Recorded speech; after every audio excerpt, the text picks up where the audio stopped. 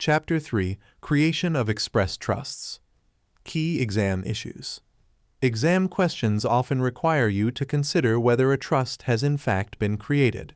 Trusts may be created during the settler's lifetime or by will.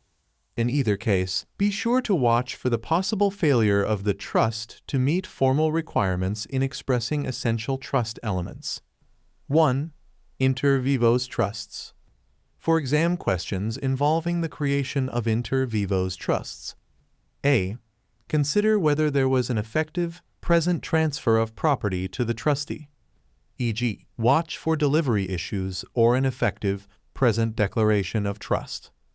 B. Remember that consideration is required only if an enforceable contract to create a trust must be found because the necessary present transfer or declaration is lacking. C. Consider whether the intended trust, especially for real property, must be and is expressed or declared in writing. If so, analyze carefully and in specific terms whether the facts and circumstances provide grounds upon which any violation of a statute of frauds requirement can be overcome via a constructive trust and, if this would matter under the facts, whether the remedy would accomplish the intended purpose or merely restore the property to the transferor. D. Regardless of the statute of frauds, if there is a writing, consider possible parole evidence issues. E. Consider whether a possible trust is illusory or a mere agency, or will otherwise fail as an inter vivos trust because it is deemed testamentary while also failing to comply with the requirements for the execution of wills. In bank account cases, be alert to the recognition, applicability, and consequences of the Totten Trust doctrine. F. If the rights of a spouse or creditor are involved, such a claimant is, of course, aided by a trust's failure on the above grounds, but also consider whether any statute or decision in the state gives the claimant special protection even if the trust is otherwise valid. 2. Testamentary trusts. For exam questions involving creation of trusts by will. A. Make sure that the essential elements of a trust res, beneficiaries, and purpose are ascertainable from the will or established in some other manner that meets the requirements of the applicable Wills Act. B. If the carrying out of an oral or implied promise is otherwise objectionable under the Wills Act, consider whether, under the circumstances, a constructive trust remedy is available for the enforcement of that promise, and watch for distinctions between secret and semi-secret situations. C. In pour-over cases, if the question does not involve statutory authorization, consider the quite different doctrines of incorporation by reference, which tends to be rigid and independent significance, potentially more flexible, and their possible applicability to the particular facts of the case. A. Methods of trust creation. 1.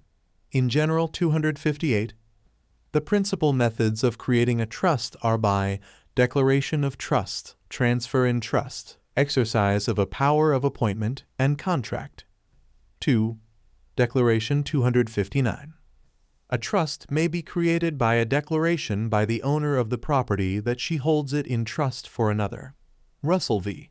Russell, 468 NE 2D 1 and 104 Mass, 1984. 3. Transfer 260. A trust may also be created by a transfer of property by the owner or owners to another or others as trustees for the benefit of the transferors or third persons, or both. A. Testamentary 261. If the transfer is made by a decedent's will, the trust is a testamentary trust. B. Inter vivos 262. If the transfer is made or contracted for by the owner during her lifetime, the trust is an inter vivos, or living trust. Such trusts may be 1. Revocable and amendable in whole or in part, or 2. Irrevocable including where the settlor retains a limited power to amend. 4. Appointment 263. A trust may be created by the exercise of a power of appointment. Example: testator devised property to daughter for life with a power to appoint the remainder among the children of son. Daughter then makes an appointment to trustee in trust for son's children until the youngest is 21 years old, and then to son children in equal shares. This is a valid trust. 5.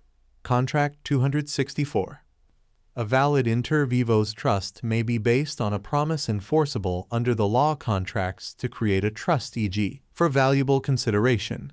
A promises B that A will hold certain property in trust for B's children, or as in 408 infra, where there is an insurance trust.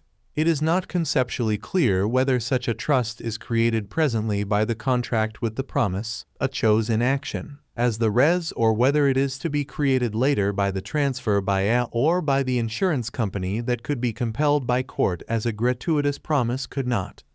Also, this type of case is to be distinguished from a present assignment of another's enforceable promise, which does immediately create a trust of a chose in action.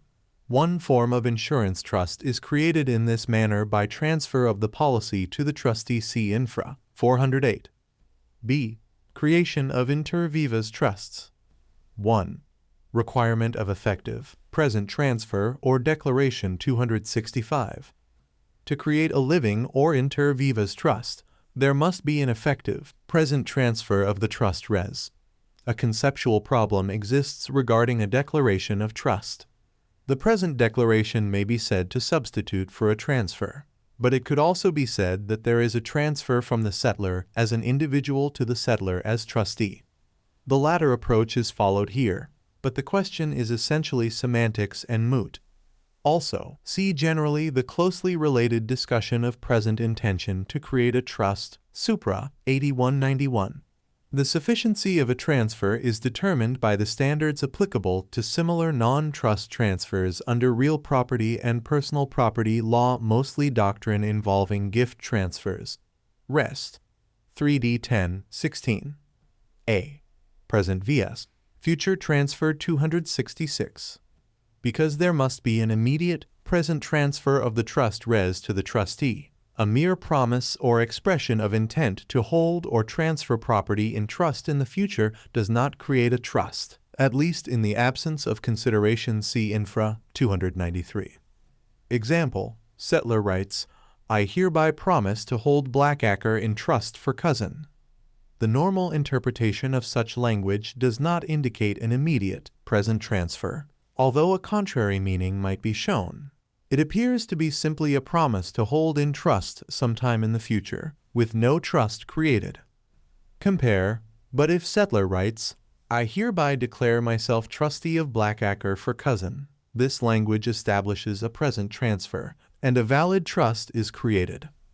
B. Delivery to trustee 267. A transfer requires adequate delivery of the trust res to the trustee, although this can be accomplished by proper delivery in escrow or to the trustee's agent.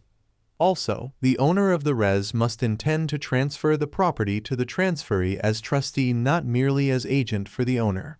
State ex rel. Teague v. Home Indemnity Co. Supra 41. Example, the would-be settler's execution and delivery of a mere power of attorney, a written agency by which title to the trust res could be transferred by the agent, is not considered the equivalent of delivery of the res itself because the power could be revoked before title is vested in the trustee. The owner's agent is but an extension of the owner. Farmers Loan and Trust Co. v. Winthrop 238 NY 477 1924. 1. Personal Property 268. If chattels are involved, delivery means the physical handing over of possession of the chattel or of a deed, a writing stating the gift to the trustee. If the nature of the property is such that it cannot readily be physically transferred, e.g., patent rights, bank accounts, symbolic or constructive delivery is sufficient. Thus, a deed of gift or a bank passbook or other document is usually delivered to the trustee. 2. Real Property 269.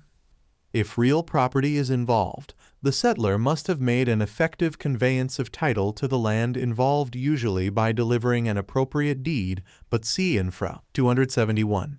See rest. 3D 16 CMT. B. As to what constitutes an adequate delivery of a deed to real property, see property summary. 3. Settlor as trustee. A. Segregation 270. Where the settlor declares himself trustee, the requirement of delivery is satisfied by the act of segregating the trust assets from his other property with the necessary trust intent, or the deed may take the form of a present declaration in writing identifying the res, etc. B. Real property 271. Where real property is involved, the settlor trustee's execution of a writing declaring the trust is generally deemed legally sufficient.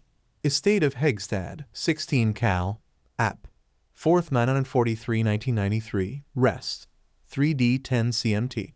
Further acts e.g. acknowledgement and recording are not required except by a few statutes, even when a standard deed form is used, but are desirable both to protect beneficiaries from third parties and to evidence the settlor's intent that a trust arise immediately with respect to the property. 4. Effect of no trustee 272. As pointed out previously supra 135, the existence of a competent trustee is not necessarily essential to the creation of a trust. If a will fails to name a trustee, or if the named trustee is dead or incompetent or refuses to serve, and the instrument does nor name a substitute or successor, the appropriate court will appoint a substitute, provided the transfer has been effective. A. Constructive Trustee 273. In an inter vivos trust, however, the absence of a trustee will raise a problem of delivery and hence of transfer. See supra 137. There is no transfer if the settlor has not delivered the property to someone as trustee. But even in such a case, if the requirements of an effective conveyance in trust are otherwise present, and the only deficiency is that no trustee was named or the named trustee is disqualified or dead, etc., an enforceable trust may result. Title may be deemed held in the setter as constructive trustee, or in the intended agent of the intended trustee, to be transferred to whomever the court appoints as trustee. See supra 135. Domini v. Stanley, 133 SE, 245 GA, 1926, and C. Whitmire v. Heiligenstein, supra 139. Exam tip. If you encounter an exam question in which the settlor of an intended inter vivos trust fails to name a trustee, or the named trustee dies or refuses to serve, you should first state the rule that a trust generally will not fail for lack of a trustee. Then you should address the delivery problem. If there is no trustee, there is no one to whom delivery can be made. Without delivery, there is no transfer and thus no trust. But your analysis does not end there.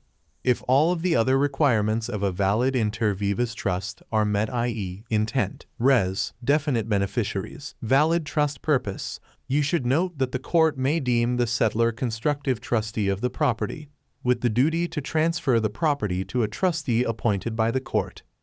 C. Notice to and acceptance by trustee 274. If an effective transfer has been made, a valid trust exists even if the trustee has not been made aware of it. Neither notice to nor acceptance by the trustee is essential to formation of the trust. Rest. 3D 14. 1. Trustee unaware 275. In many valid testamentary trusts, the trustee is unaware of the trust until the decedent dies. Of course, in most cases of living trusts, the requirement of delivery above assures that the trustee is made aware of the trust. Nevertheless, where this does not happen, a trust may be created without the knowledge of the trustee, as where there has been constructive delivery of the trust res or delivery to a third party, e.g., in escrow. The fact that the settlor did not notify the trustee may, however, as an evidentiary matter, reflect on whether the settlor had the requisite intent presently to create an inter vivos trust, if a question is raised on that issue. See supra 84.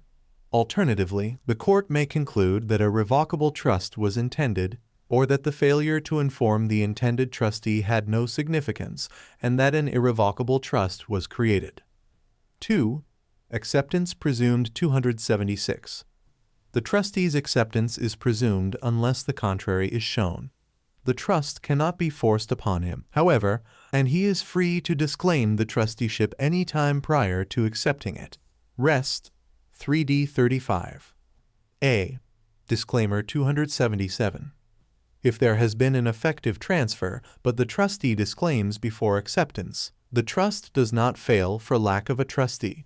Rather, unless a court holds that technical title vests in the trustee, the result may be that title remains in the settlor subject to the trust until a substitute trustee is appointed. See above.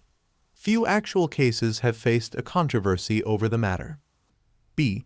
Retraction 278. Once having disclaimed, the trustee is usually not permitted to retract the disclaimer, although courts may permit a retraction where no harm or prejudice will result. Carter v. Carter, 184A, 78 Pa, 1936. 3. Trustee's Obligations 279. Once having accepted the trust, the trustee is bound by all of the fiduciary obligations imposed by law and by the terms of the trust, and can be held personally liable for neglect. See infra 611-620. Resignation alone does not relieve the trustee of these duties and responsibilities. Ordinarily, the trustee must petition the court for a replacement. Even if the trust instrument expressly authorizes resignation, the duties of one who has accepted a trust continue until a successor is in place. Rest 3D361. 4. Acceptance relates back 280. The trustee's acceptance normally relates back to the time the trust came into being. Thus, acceptance by a testamentary trustee is effective from the date of the settlor's death. A. Duties prior to acceptance 281. Although for many purposes, e.g., accrual of beneficiaries' rights to benefits, a trust becomes effective at the time it comes into existence. The trustee normally has no fiduciary duties until acceptance of the trusteeship, expressly or impliedly, occurs. D. Notice to and acceptance by the beneficiary 282. Notice to the beneficiary that the settlor intends to create a trust, or has created one, is not necessary for a valid trust. Acceptance by the beneficiary also is not essential to trust formation. Rest 3D14. 1. Evidentiary effect of lack of notice 283.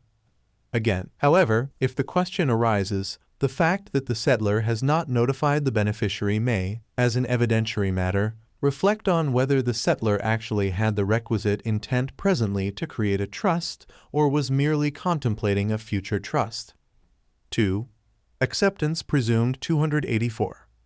Although the beneficiary's acceptance is not required to create the trust, acceptance by a beneficiary is normally presumed and will be implied from his voluntary retention of any trust distribution with the knowledge of the trust terms. Upon acceptance, the beneficiary's rights are normally retroactive to the date the trust was created. A. Disclaimer 285. A trust cannot be forced upon a beneficiary. Thus, a person named as beneficiary has the right within a reasonable time after learning of the trust to disclaim or renounce the beneficial interest, absent some act of expressed or implied acceptance. Upon disclaimer, depending on construction of the other trust provisions, other beneficial interests are adapted, e.g., a remainder interest following a renounced life interest may accelerate to carry out the trust as nearly as possible to achieve the settlor's purposes.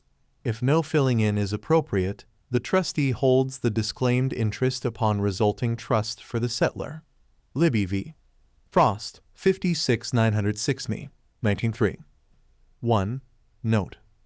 The requirements for a qualified disclaimer for tax purposes may be quite different from the statutory or common law of a given state. CIRC 2518. B. Partial acceptance 286. It is sometimes said that a beneficiary's acceptance or disclaimer must be of the whole of his rights under the trust, i.e., the beneficiary cannot accept or reject in part. But this is not so, unless, as is rarely the case, the different interests of a beneficiary are inseparable or interdependent, situation likely to exist only where both benefits and burdens are involved, in which case it would be inequitable and thus impermissible to accept only the former. C. Acceptance or disclaimer relates back 287. Once an acceptance or disclaimer is made, it is generally said that the beneficiary's action is final and that it relates back to the date of trust creation. Stoher v. Miller, 296 F. 414 2D Sir, 1923. D. Assignment of interest 288. Despite an acceptance, of course, a beneficiary generally need not retain the beneficial interest because unless inalienable the interest can be assigned or released. A defective attempt to disclaim may thus be treated as a release, which may have different effects for tax or creditor purposes, e.g., a release may be a fraudulent conveyance where a disclaimer would not. E. Retraction 289. A beneficiary may even be allowed to withdraw a renunciation where there has been no change of position by others that would render the result inequitable. In Re Cranstown's Will Trusts, 1949 ch. 523. Exam tip. Remember that although notice to and acceptance by the trustees and beneficiaries are not essential to the validity of the trust, the failure to give such notice may serve as evidence contesting an alleged present intention to create a trust. 2. Registration of Trust Uniform Probate Code 290. In states that have adopted and retained the Uniform Probate Code (UPC) as promulgated in 1969, the trustee of either an inter vivos or testamentary trust is directed to register the same with the probate court at the principal place of administration of the trust. UPC 7-101. 102. The registration must identify the trustees, the senior, and the date of the trust instrument. A. Effects of failure to register 291. Failure to register the trust does not affect its validity, but subjects the trustee to possible removal, denial of compensation, or surcharge by the court. Also, trust provisions purporting to excuse the trustee from registering are ineffective. UPC 7-104. B. Distinguish other states 292. Non-UPC jurisdictions do not require registration of trusts. In these states, there is no attendant public disclosure to inhibit the creation of living trusts, but testamentary trusts are subject to the usual publicity of probate procedures and in some states to continuing jurisdiction of the probate court. 3. Role of consideration 293. Consideration is not essential to the creation of a trust. Indeed, most trusts are gratuitous. Leeper v. Taylor, 19th W. 955 Mo. 1-892, Rest. 3D15. Nonetheless, the presence or absence of consideration may be important where an attempted trust would otherwise fail, e.g., for lack of present transfer. A. Promise to create future trust 294. An unenforceable promise to hold or transfer property in trust in the future does not create a trust. See Supra 84. 1. Gratuitous promise 295. If the promise is given gratuitously, normally it cannot be enforced even if made in writing. The promise is not enforceable in equity, and damages will not be awarded for its breach absent elements of promissory estoppel. See Contract Summary. Austin v. Young, 106A, 395 NJ, 1919.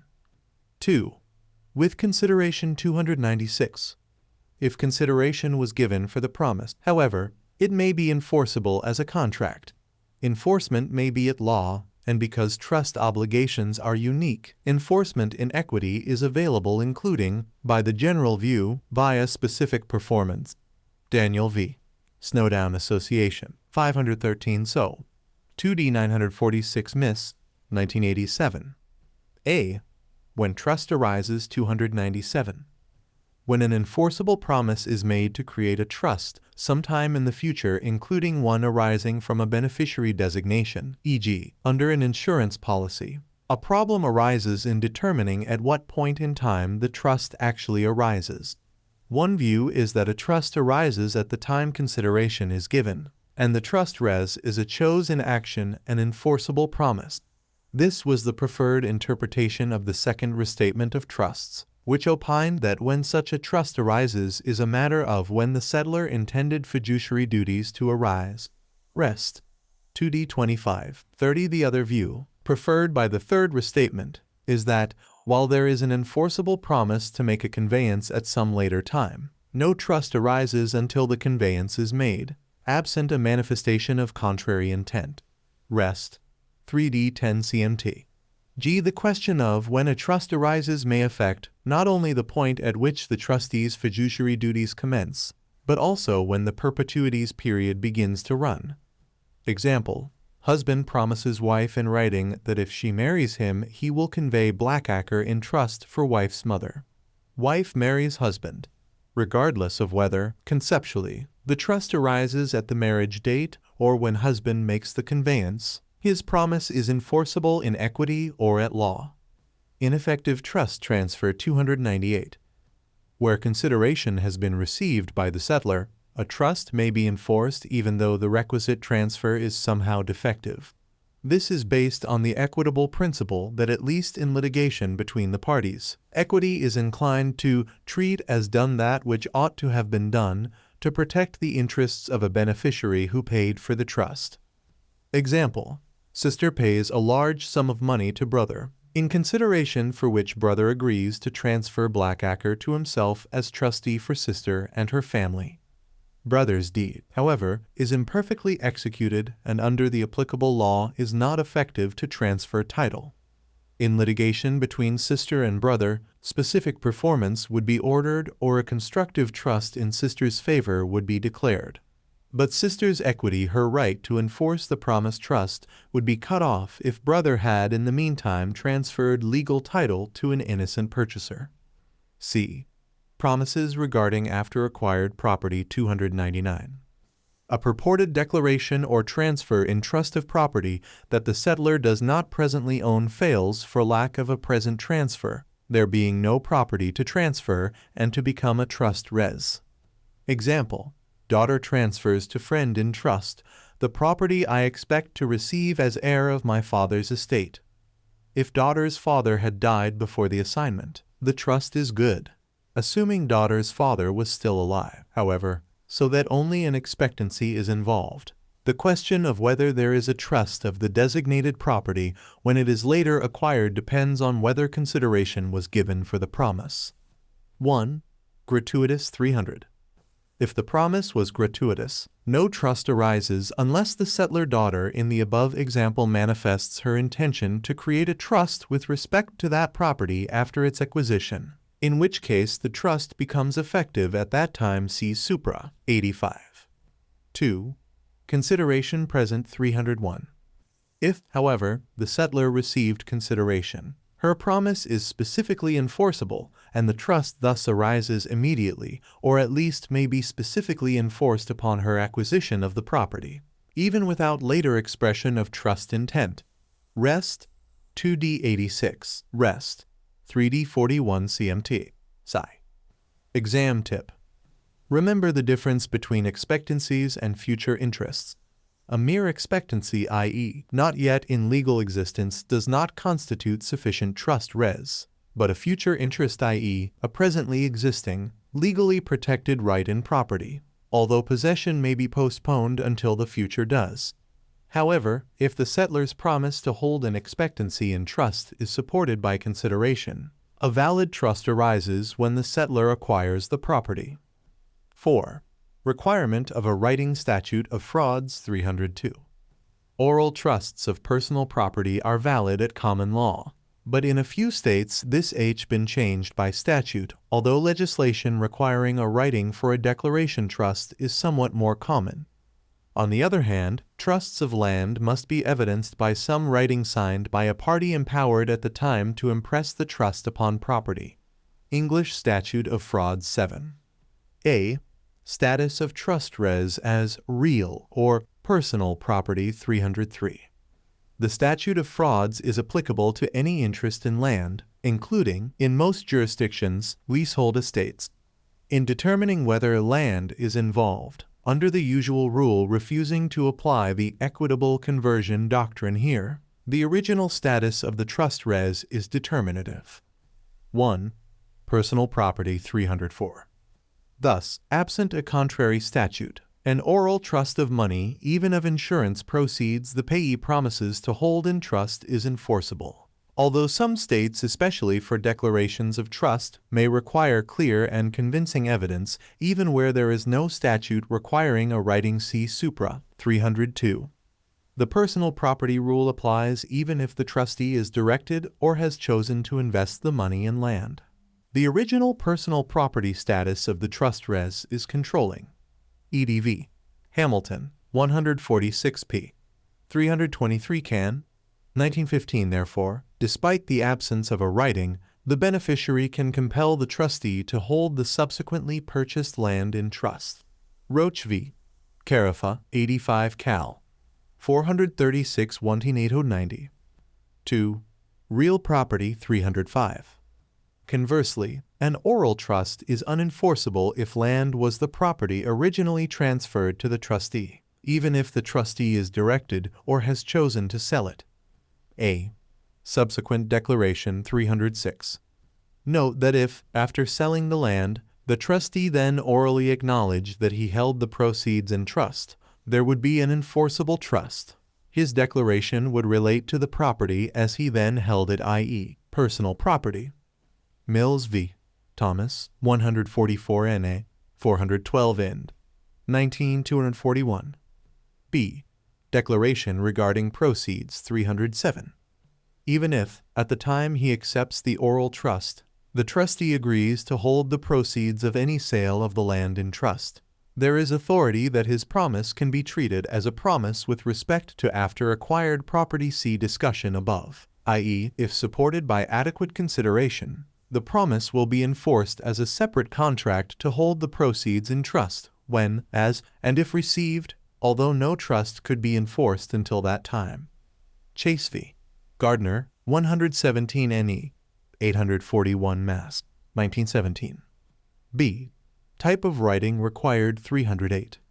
The writing required by the statute of frauds need not be in the form of a deed of conveyance, and it need not even have been intended as a formal expression of the desired trust.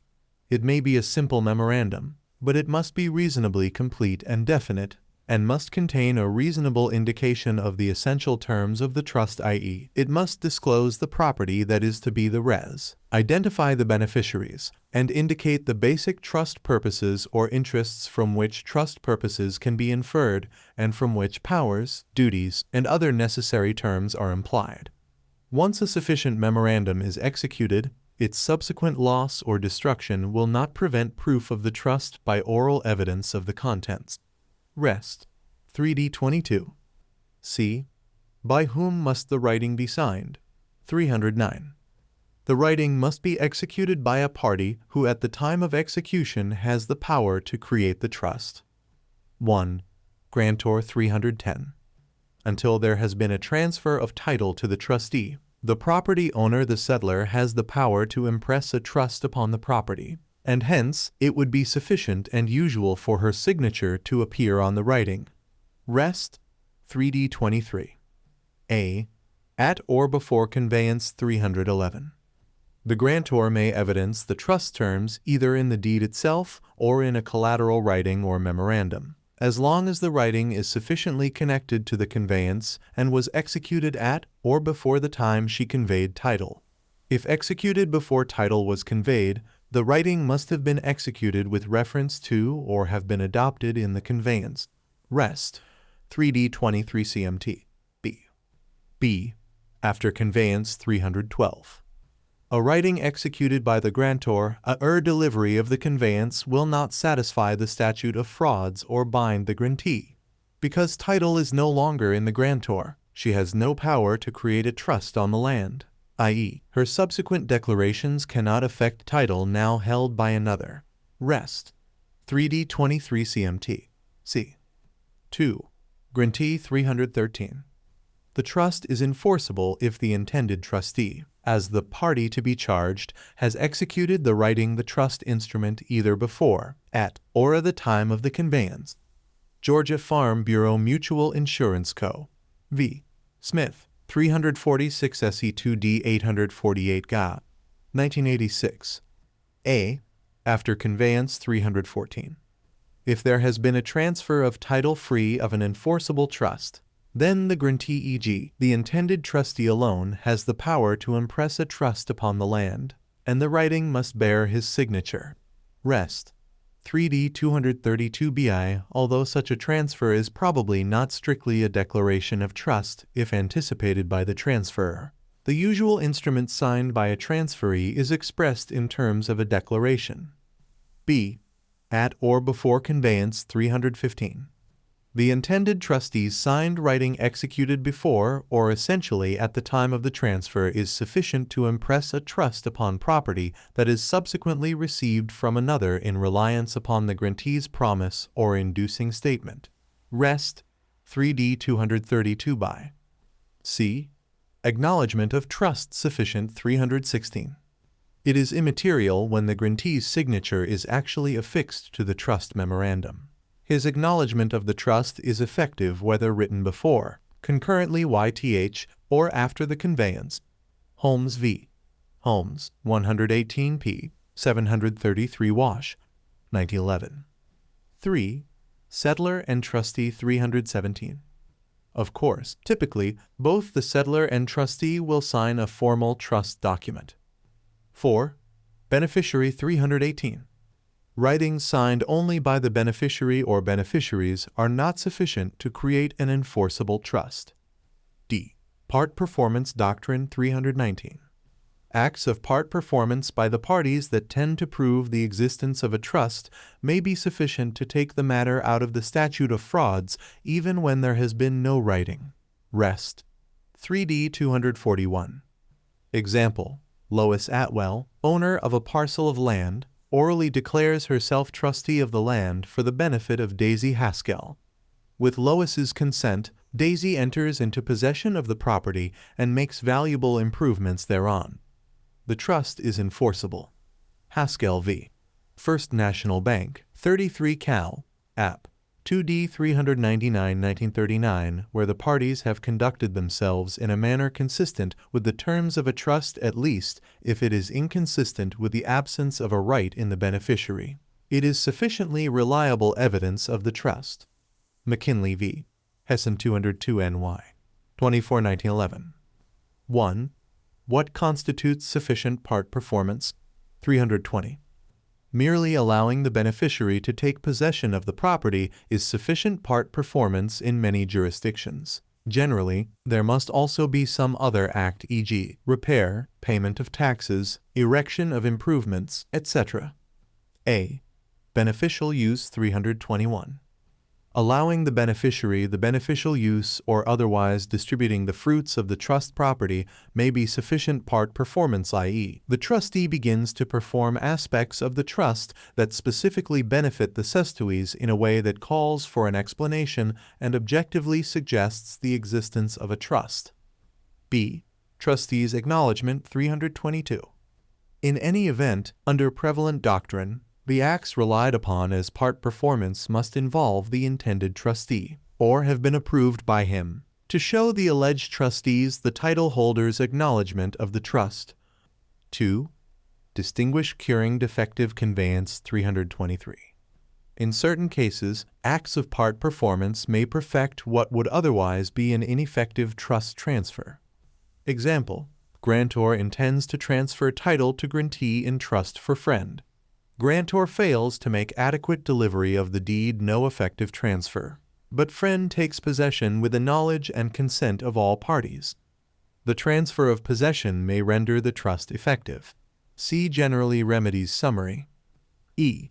Effect of statute barred to enforcement, but not to formation of trust 324.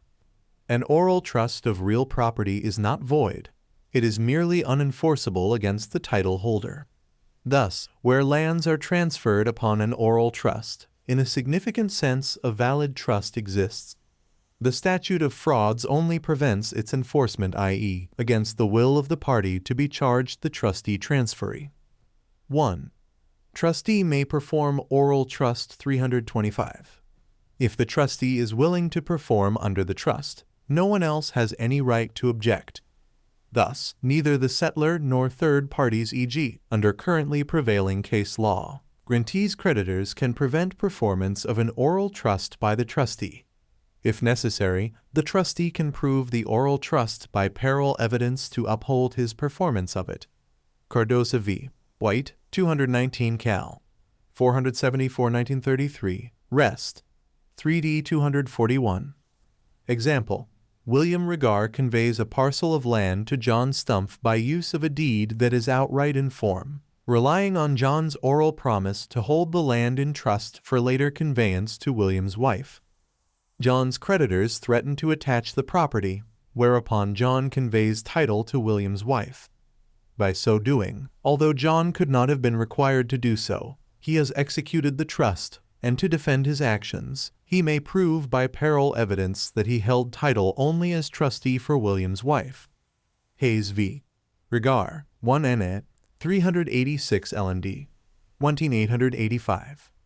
Example: the same result would normally follow even where creditors had actually attached or executed upon but not yet sold the property.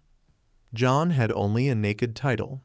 The full beneficial interest was in William's wife, even though the trust rested entirely on oral agreements. William's wife is, therefore, entitled to prevail against the claims of all but bona fide purchasers. See infra. GVI, annotation, validity, as against creditors of trustee or one deriving his right from trustee, of conveyance or transfer to carry out terms of unenforceable parole trust. 64 ALR. 576 1930. A. Note: this graphically illustrates that the writing does not create the trust. The trust exists. As long as the trustee is willing to perform, the trust is valid and may be proved by parole evidence. 2. Exception bona fide purchaser 326. If in the above example, instead of John's creditors attaching the property, John borrowed money and executed a mortgage on the property as security, John could not later defeat the mortgage by claiming that he was holding title for William's wife.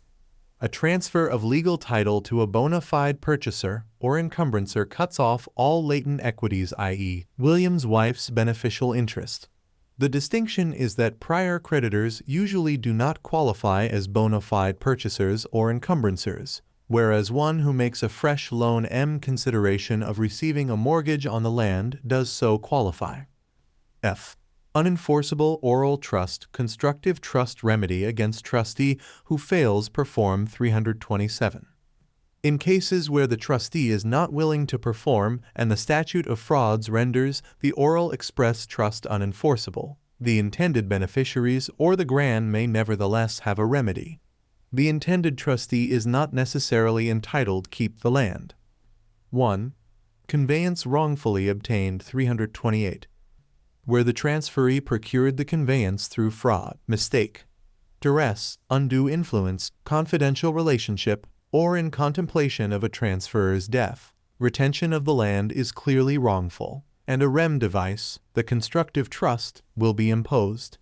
The constructive trust requires the trustee to hold the property for the intended beneficiary and purpose by the prevalent view. See infra 1T47 1059. Rest.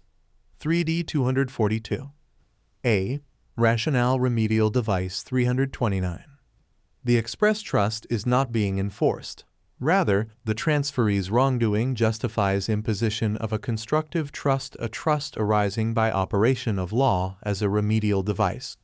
Traditionally, the statute of frauds does not apply to trusts arising by operation of law. Lauricella v. Lauricella, 161 Cal. 61 1911. B. Evidentiary and remedial aspects of such cases. 1. Parole evidence admissible 330. Parole evidence is admissible to show both the oral trust agreement and the fraud, duress, undue influence, breach of confidence, mistake, or contemplation of death, where such grounds are alleged in the petition. This is true even if the deed from the transferor to the transferee recites that the transferee takes the property for his own benefit. Rationale, the fraud, duress, etc., is a sufficient ground to reform the writing. See remedies summary. 2. For whose benefit constructive trust imposed 331. The courts today generally agree that the constructive trust in these types of cases, see infra 332-339, is imposed in favor of the intended beneficiaries. The transferor's intent to benefit the beneficiary is generally quite apparent, and the gift would have been effective but for the fraud, mistake, breach of confidence, etc. Therefore, the transferee's wrongful conduct in not performing is not allowed to frustrate the transferor's donative intent or the intended beneficiary's interest. Stripe v. Lewis, 180 SW2D 688 Mo.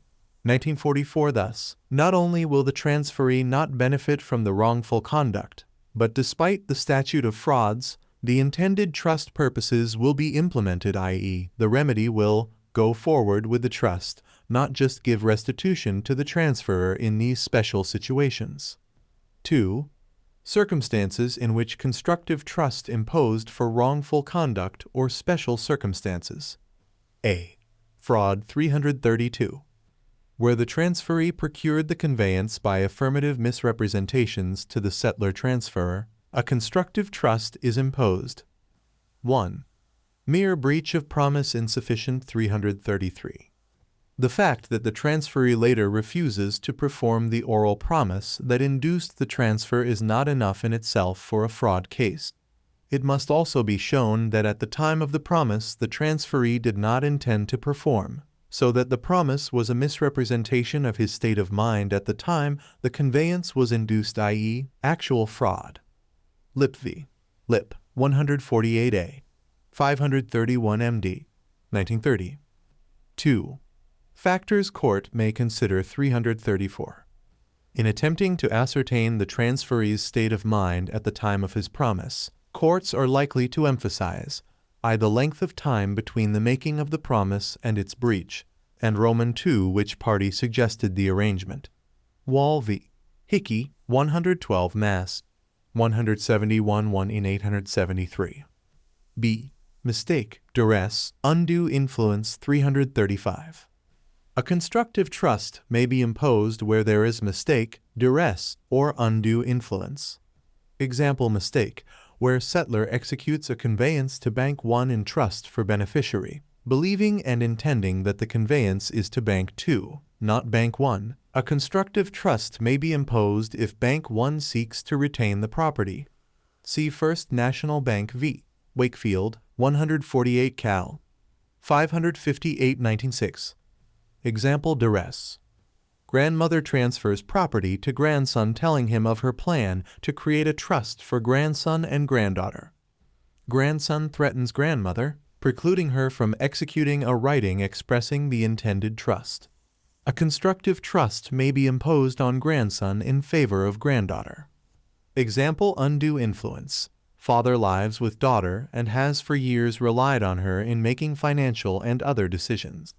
Father wishes to provide for all of his children in trust, and daughter agrees to hold the property for herself and her brothers and sisters in trust for life, remainder to their issue.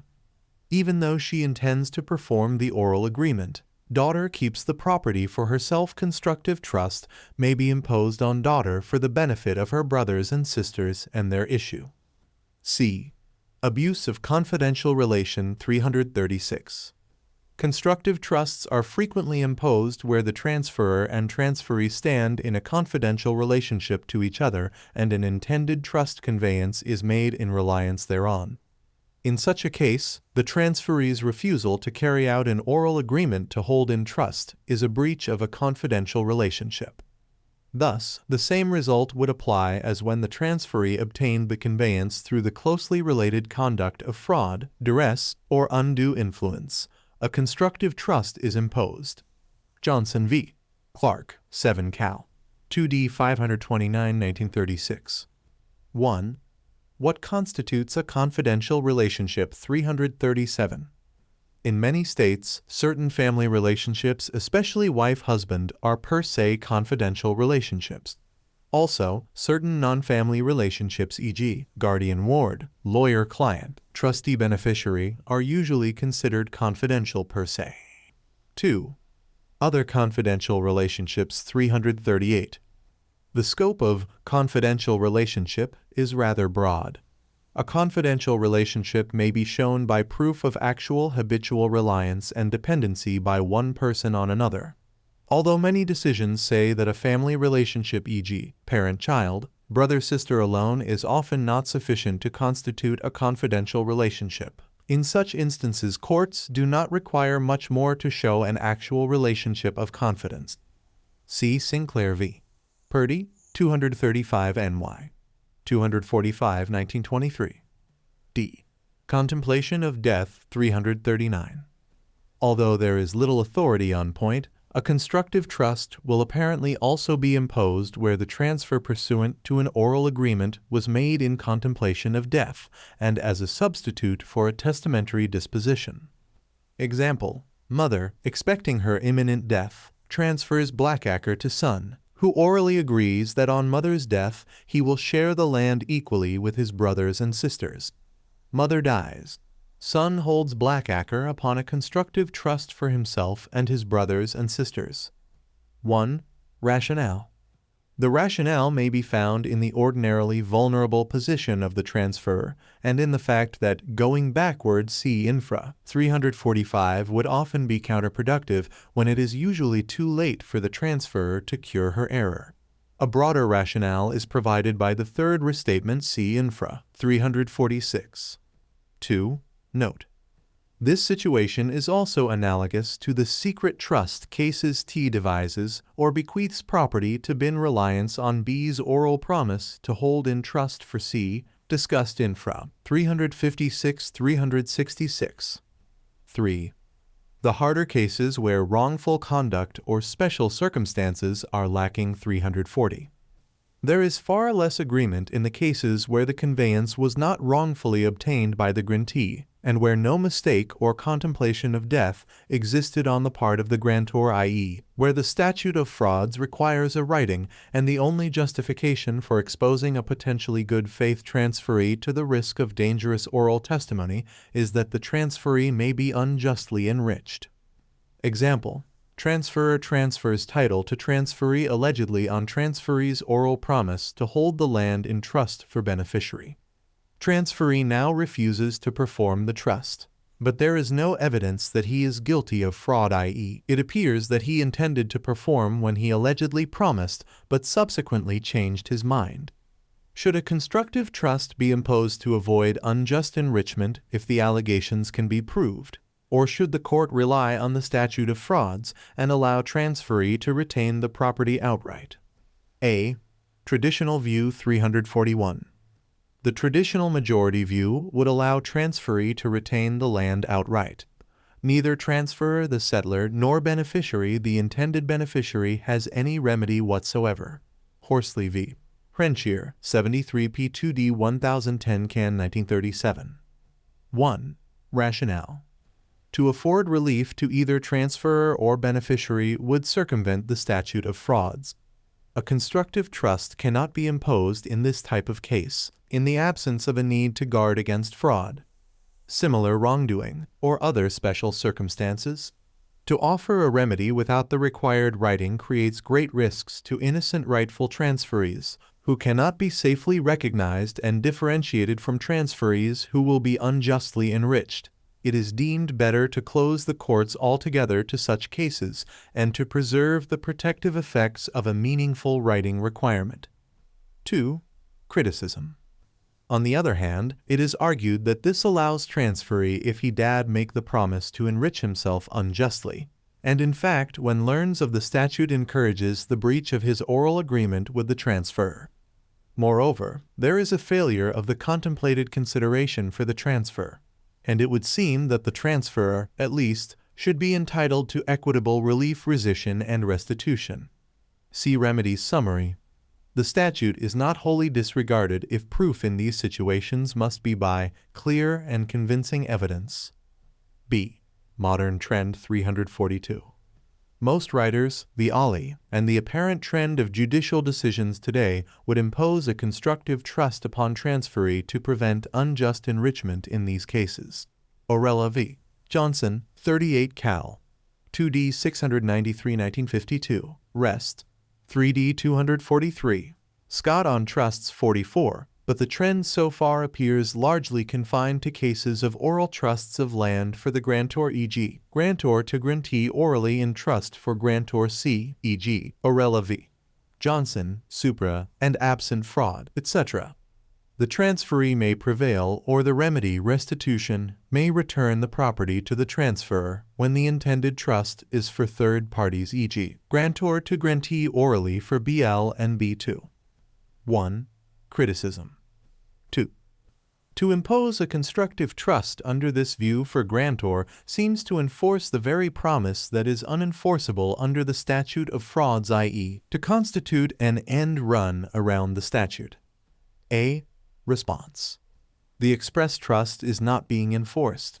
The trust that is being enforced arises by operation of law, and the statute of frauds does not apply to such trusts because the statute should not act as a shield for wrongdoing. In addition, a higher than normal burden of proof, clear and convincing evidence is required. B. Critics reply. Realistically, the clear and convincing requirement often appears to be disregarded in cases, and the constructive trust point is purely semantics, even if restitution is made where the oral trust was to be for grantor. Orella v. Johnson, supra. Moreover, if the trust is for B1 and B2, to benefit them by constructive trust disregards the statute, while restitution to grantor or grantor's successors exposes grantee who might actually be innocent to risks of litigation, merely to offer a remedy that would still frustrate the trust intent to benefit BL and B2, if any did exist. C. Result.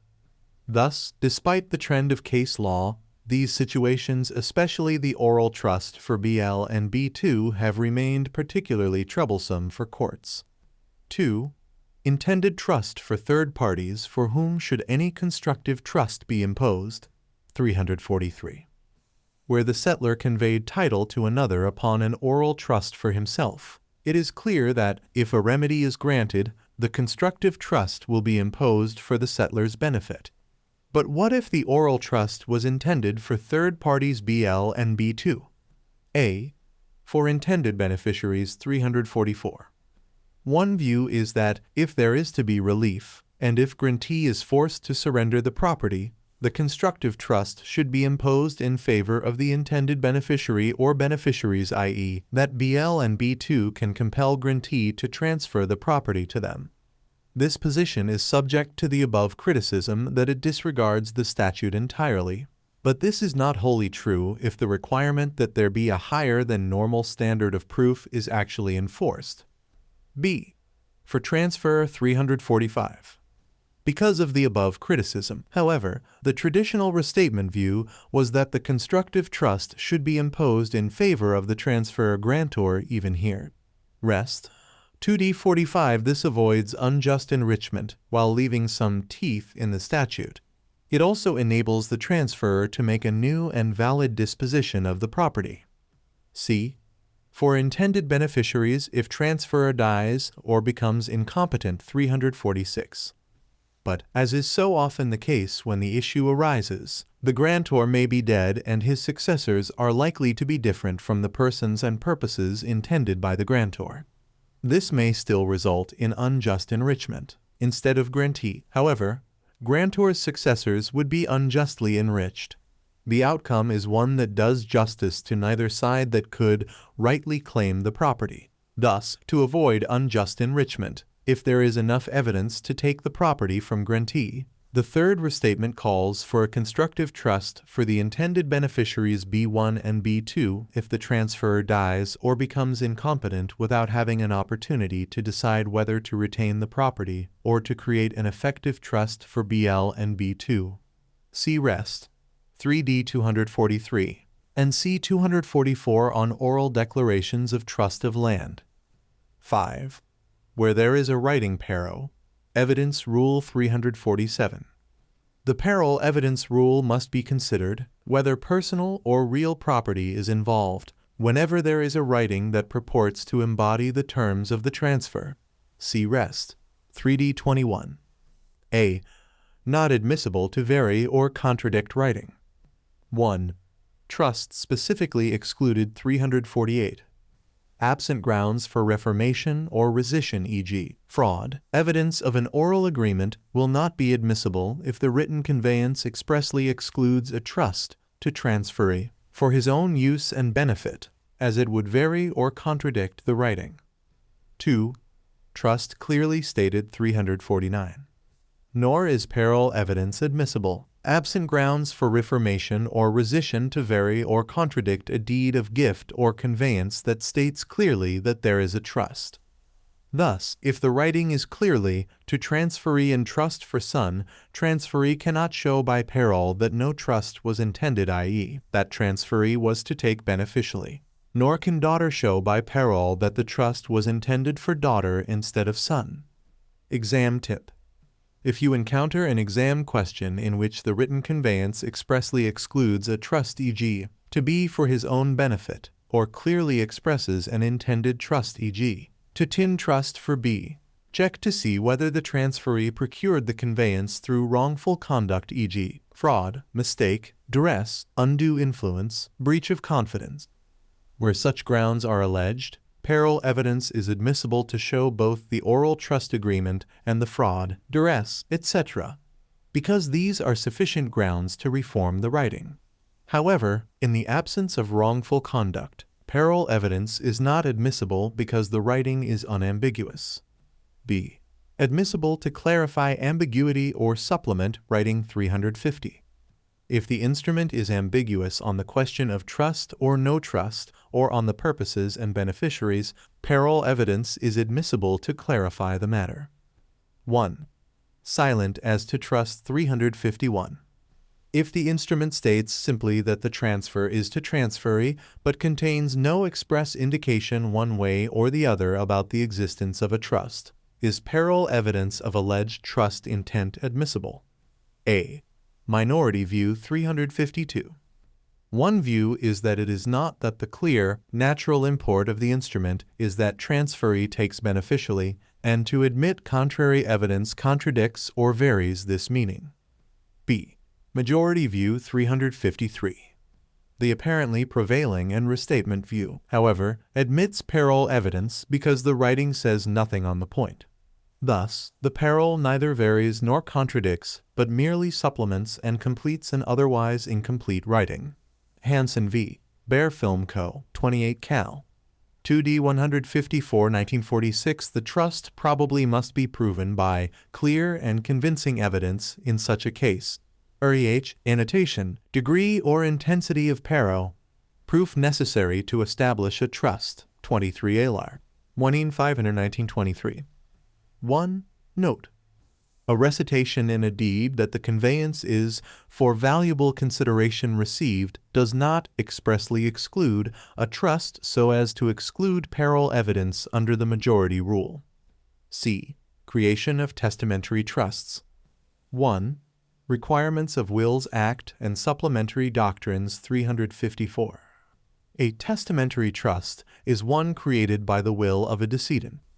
This will and any codicils plus other evidence that satisfies the Wills Act must provide the essential elements of a trust, i.e., the trust res, the beneficiaries, and the trust purpose must be ascertainable from the will or established in some other manner in compliance with Wills Act requirements and related doctrine. However, the trust purposes may be inferred from the ascertainable interests of the beneficiaries, and the trustee will be supplied by the court if necessary. A more modern view calls for the application of a rule of harmless error or substantial compliance in determining the validity of a will, which would permit a court to dispense with one or more statutory formalities, even if they have not been followed, so long as the proponents of the document establish by clear and convincing evidence that the testator intended that the writing constitute her will. See Rest. 3D 17 CMT. B. Rest. 3D of Property 33. UPC 2503.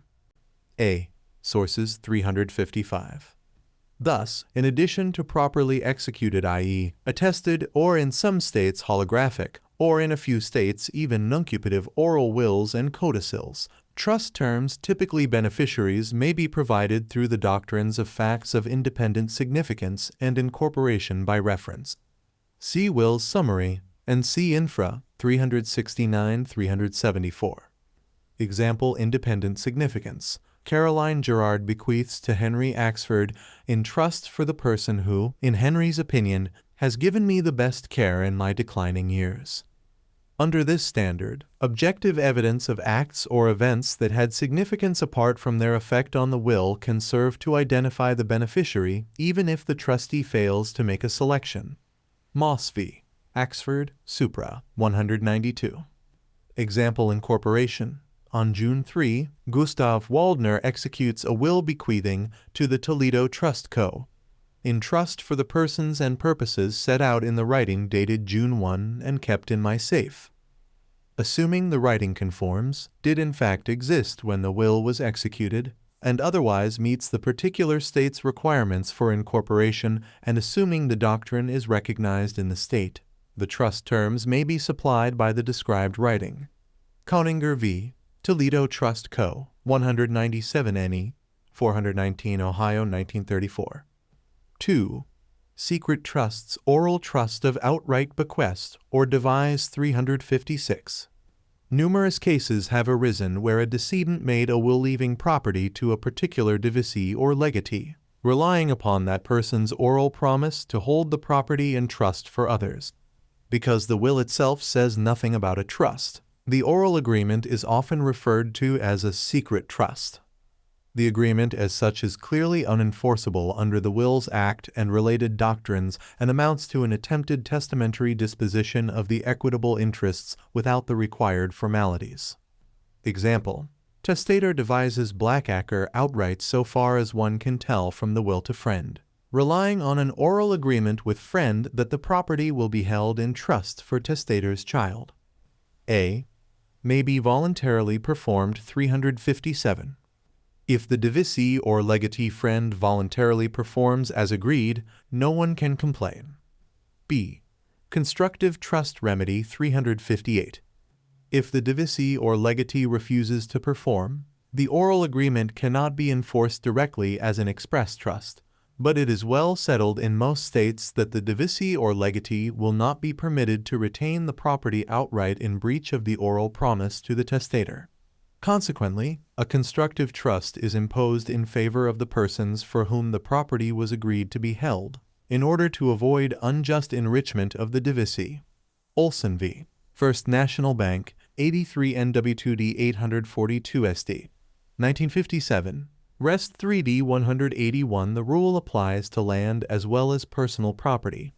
Briggs v. Richardson, 256 SE2D 544 SC. 1979. A minority of states would confine the remedy to instances of actual fraud, duress, undue influence, and abuse of confidential relationship. Fall v. Fall, 225 N.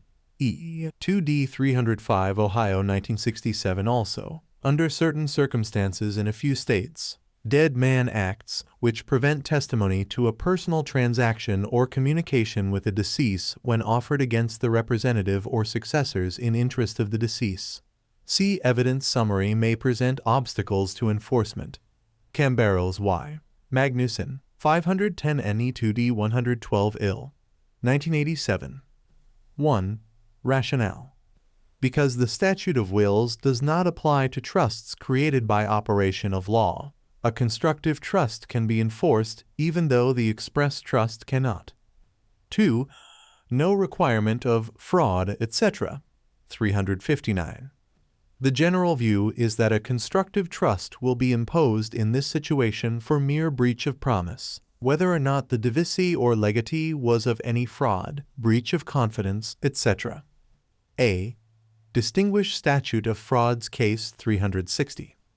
This general view above is different from the view of many involving oral trust agreements that are unenforceable under the statute of frauds, i.e., that no constructive trust will be imposed in the absence of fraud, mistake, breach of confidence, etc. See Supra, 327-346. There appears to be no real justification for the distinction, which is another reason why the widespread rule in the statute of frauds cases is often criticized and increasingly being rejected. 3. No requirement that divicee induced gift 361. It is not necessary that in the example above friend's promise or agreement be shown to have actually induced the devise from testator. It need only appear that friend knew before testator's death that it was testator's intention that friend hold in trust for another. Friend is deemed to have expressly or impliedly accepted the gift upon the intended trust. Rest. 3D 181 CMT. B. It is immaterial that friend was notified of testator's intent after execution of the will, as long as the knowledge was received before testator's death. If friend had refused, testator could have revoked the bequest or devise to friend and left the property to someone else who would agree to carry out the trust. Olson v. First National Bank, Supra. 4. For whom constructive trust imposed 362. As mentioned above, most courts grant a remedy in these cases, and most of these courts raise the constructive trust in favor of the intended beneficiary testator's child, rather than for the estate of the settler testator. The rationale is that the injury flowing from the divisee's or legatee's breach of promise is primarily to the intended beneficiary, rather than to the testator's estate. Weinstein v. Mowers, 207 Cal. 534 1929, Rest. 3D18. A few of the cases that grant a remedy, however, have held that the constructive trust is raised in favor of the testator's estate. The property therefore goes to the testator's residuary divisees, or, if none, to the testator's intestate heirs. The court's reasoning that enforcing the trust for the intended beneficiary's benefit would circumvent the will's act by building a parallel trust upon an absolute bequest or devise. EHS. Annotation. Devise or legacy upon promise of divisee or legatee that another shall benefit as creating trust. 155 A. Lar. 106 1945. A. Criticism. The objections to this result are essentially those stated in the Statute of Frauds discussion supra, 342-346, and particularly to give the property to others than testator's child would itself result in unjust enrichment of those others. Exam tip. Keep in mind that a constructive trust will be imposed in the case of a secret trust even if the divisee or legatee did not make the promise until after the will was executed. Furthermore, it does not matter whether the divisee or legatee intended to perform the promise when he made it. All that matters is that the testator relied on the promise in executing or not revoking the will. C. Distinguish semi-secret trusts 363. If the decedent's will indicates that the property was being devised to someone in trust, but the trust is incomplete and thus defective because the beneficiary was not designated, e.g., a devise to trustee in trust for persons and purposes agreed between us during my lifetime, or simply to trustee in trust, the cases are split as to the result. 1. Majority view resulting trust 364. Many courts have held that the named trustee holds upon a resulting trust for the testator's heirs or residuary beneficiaries, on the ground that this is simply an attempted testamentary trust, the equitable interests in which have failed. A resulting trust is the appropriate result for a wholly or partially invalid trust, i.e., where it is clear from the will that the divisee took a bare, non-beneficial legal title, and the trust fails to dispose of the equitable interests. See Infra 1011 Wayne 20. Under this view, it is immaterial whether trustee wishes to perform the trust. The resulting trust is imposed even where trustee acknowledges the oral trust and seeks to perform it. Olive v. Wells, 130 Mass. 221 1881, and because on the face of the will there is a trust that is defective, there is no possibility of the transferees being unjustly enriched, and thus no need to intervene with a constructive trust on that ground. A. Criticism. If no words of trust had been used, a constructive trust could have been imposed for the intended beneficiary see above, despite a risk of trustees being an innocent, intended, beneficial devise. But because the will contained words of trust, and it is therefore obvious on the face of the will that some trust was intended, ironically the intended beneficiary can offer no evidence unless of fraud, etc., even to clarify a patent uncertainty. Thus, the intended beneficiary gets nothing, and the property reverts to testator's estate. In this situation, the settler's intent is frustrated because he used words of trust in the will. B. Response. The theory advanced in support of the distinction between secret and semi-secret trusts is that, in the former, where the words of the will appear to create an absolute gift, the secret trust case, testator's heirs are not intended to benefit in any event, because the will clearly takes the property away from them. The question then is simply whether the transferee should be allowed to keep the property outright or be forced to hold in trust for the intended beneficiary, the latter being chosen to avoid the transferee's unjust enrichment. But where words of trust are used in connection with the transferee's gift, the semi-secret trust case 1, it is clear that the transferee was not meant to take the property outright. Because no effective gift has been made of the equitable title, there is no need for the court to receive evidence of the true intent, given the risks such evidence would entail. Therefore, the property must be held by the transferee for testator's heirs, a simple, routine application of resulting trust doctrine. Any other disposition violates the purpose of the statute of wills without justification, for there is now no risk of the transferee's unjust enrichment. 2. Minority View Constructive Trust 365. Accepting the above criticism as valid, a number of courts have imposed a constructive trust for the intended beneficiary, also the preferred view of most commentators. Rationale: if a constructive trust can be imposed where no words of trust appear in the will, there is no logical reason why one cannot prove a part of the trust, i.e., the names of the beneficiaries or terms of the trust, where the trust intent is expressed in the will, and only the remaining part of the trust is missing. This is the restatement position, emphasizing prevention of unjust enrichment of testator's other successors in interest, and that here there is not even the usual risk of spurious claims against a divisi who might have been intended to take beneficially. Sears v. Rule 27 Cal. 2D 131 1945. Rest. 3D 18 CMT. C. D. Distinguish breach of agreement by intestate heir 366. The secret trust principles apply in cases where the decedent died intestate, foregoing the opportunity to make a will in reliance on a promise by an heir to hold the property in trust for another. Rest. 3D 182. In this situation, some courts require compelling evidence of the decedent's reliance on the heir's promise or acquiescence, inducing the decedent not to make a will. Aho v. Kusnert, 12 Cal. 2D 687 1939. 3. Pour over wills testamentary additions to inter vivos trusts 367. A pour-over disposition is an attempted testamentary gift to a pre-existing trustee, an attempt to have some or all assets of a decedent's estate added to the corpus of a trust which she or another created during her lifetime. Example: testator creates a valid inter vivos trust and later executes a will devising her residuary estate to the trustees of her inter vivos trust on the trust previously declared by me, or to be held, administered, and distributed as a part of the trust established by me on date.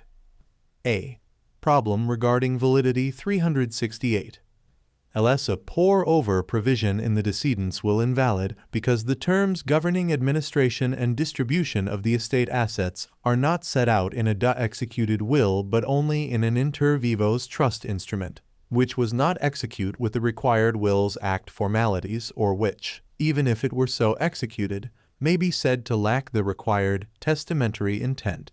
Although the validity of pour-over gifts to inter vivos trusts was at one time questionable, such gifts generally have been sustained under various theories, and are now widely accepted under the Uniform Testamentary Additions to Trusts Act C. Infra 394. B. Possible theories for sustaining pour-overs. 1. Doctrine of incorporation by reference 369. A will may incorporate by reference the contents of a pre-existing document or other writing here, the inter vivos trust instrument. See Will's Summary. A. Requirements 370. The requirements for incorporating an extrinsic writing by reference are generally said to be: I. The writing must in fact be in existence when the will or republication, when the last codicil to the will is executed. Roman 2. The will must refer to the writing as being in existence at time. Roman 3. The intent to incorporate must appear in the will, and Roman 4. The extrinsic writing must be identified with reasonable certainty and must conform to the description in the will. Note: different courts may use different terms for the above requirements and may apply them strictly or leniently. B. Effect 371. Under this doctrine, if literally applied, there would appear to be two trusts: the inter vivos trust as originally constituted, and a testamentary trust of identical, incorporated terms holding the assets passing under the will, because an incorporation by reference merely treats the pre-existing writing as if it had been set out in the will. However, courts allowing pour-overs either do not use the doctrine Wells Fargo Bank and Union Trust Co. v. Superior Court, 32 Cal. 2D 1 1948, or do not take it literally, holding that only one trust, an inter vivos trust, exists. 2. Doctrine of Facts of Independent Significance 372.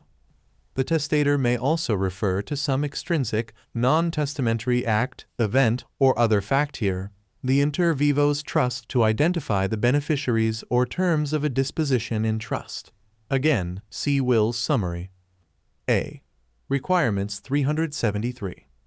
The general nature of the requirements for an act or event that may fill in the terms or otherwise affect the meaning of a will are that it must not appear that the testator was simply attempting to avoid the formal demands of the statute of wills, and that the act, event, or fact referred to have a substantial significance apart from their effect on property passing under the will. Example: testators will devises her residuary estate in trust for those persons who are my full-time employees at the time of my death. The devise is valid because the act of hiring or firing employees is normally done for a business purpose and not to designate the beneficiaries of a trust. 1. Note: unlike the doctrine for incorporating an extrinsic writing by reference above, the independent significance doctrine contains no requirement that the matters referred to predate the execution of the will or codicil. In fact, references to future events and situations are usually fundamental to achieving the doctrine's purposes and social utility. It provides the adaptability and responsiveness of an ambulatory document, which a will is supposed to be. See, e.g., the full-time employee example at the end of the preceding paragraph, and even such a basic and unquestioned form of designating my grandchildren living at my death as legatees. B. Effect 374. Under this theory, there is a single trust of both the original trust assets and those added by will. The trust instrument is not incorporated into the will. Rather, the will disposes of the estate to the existing trust as a distinct and independent entity, much like a bequest to a corporation. Wells Fargo Bank and Union Trust Co. v. Superior Court, Supra. The most important thing to remember when analyzing the validity of non-testamentary acts is that they must have significance apart from their effect on the testator's will. Although the resulting effect of the non-testamentary act or event designates a beneficiary or disposes of certain property, the effect must be merely incidental and independent of the act.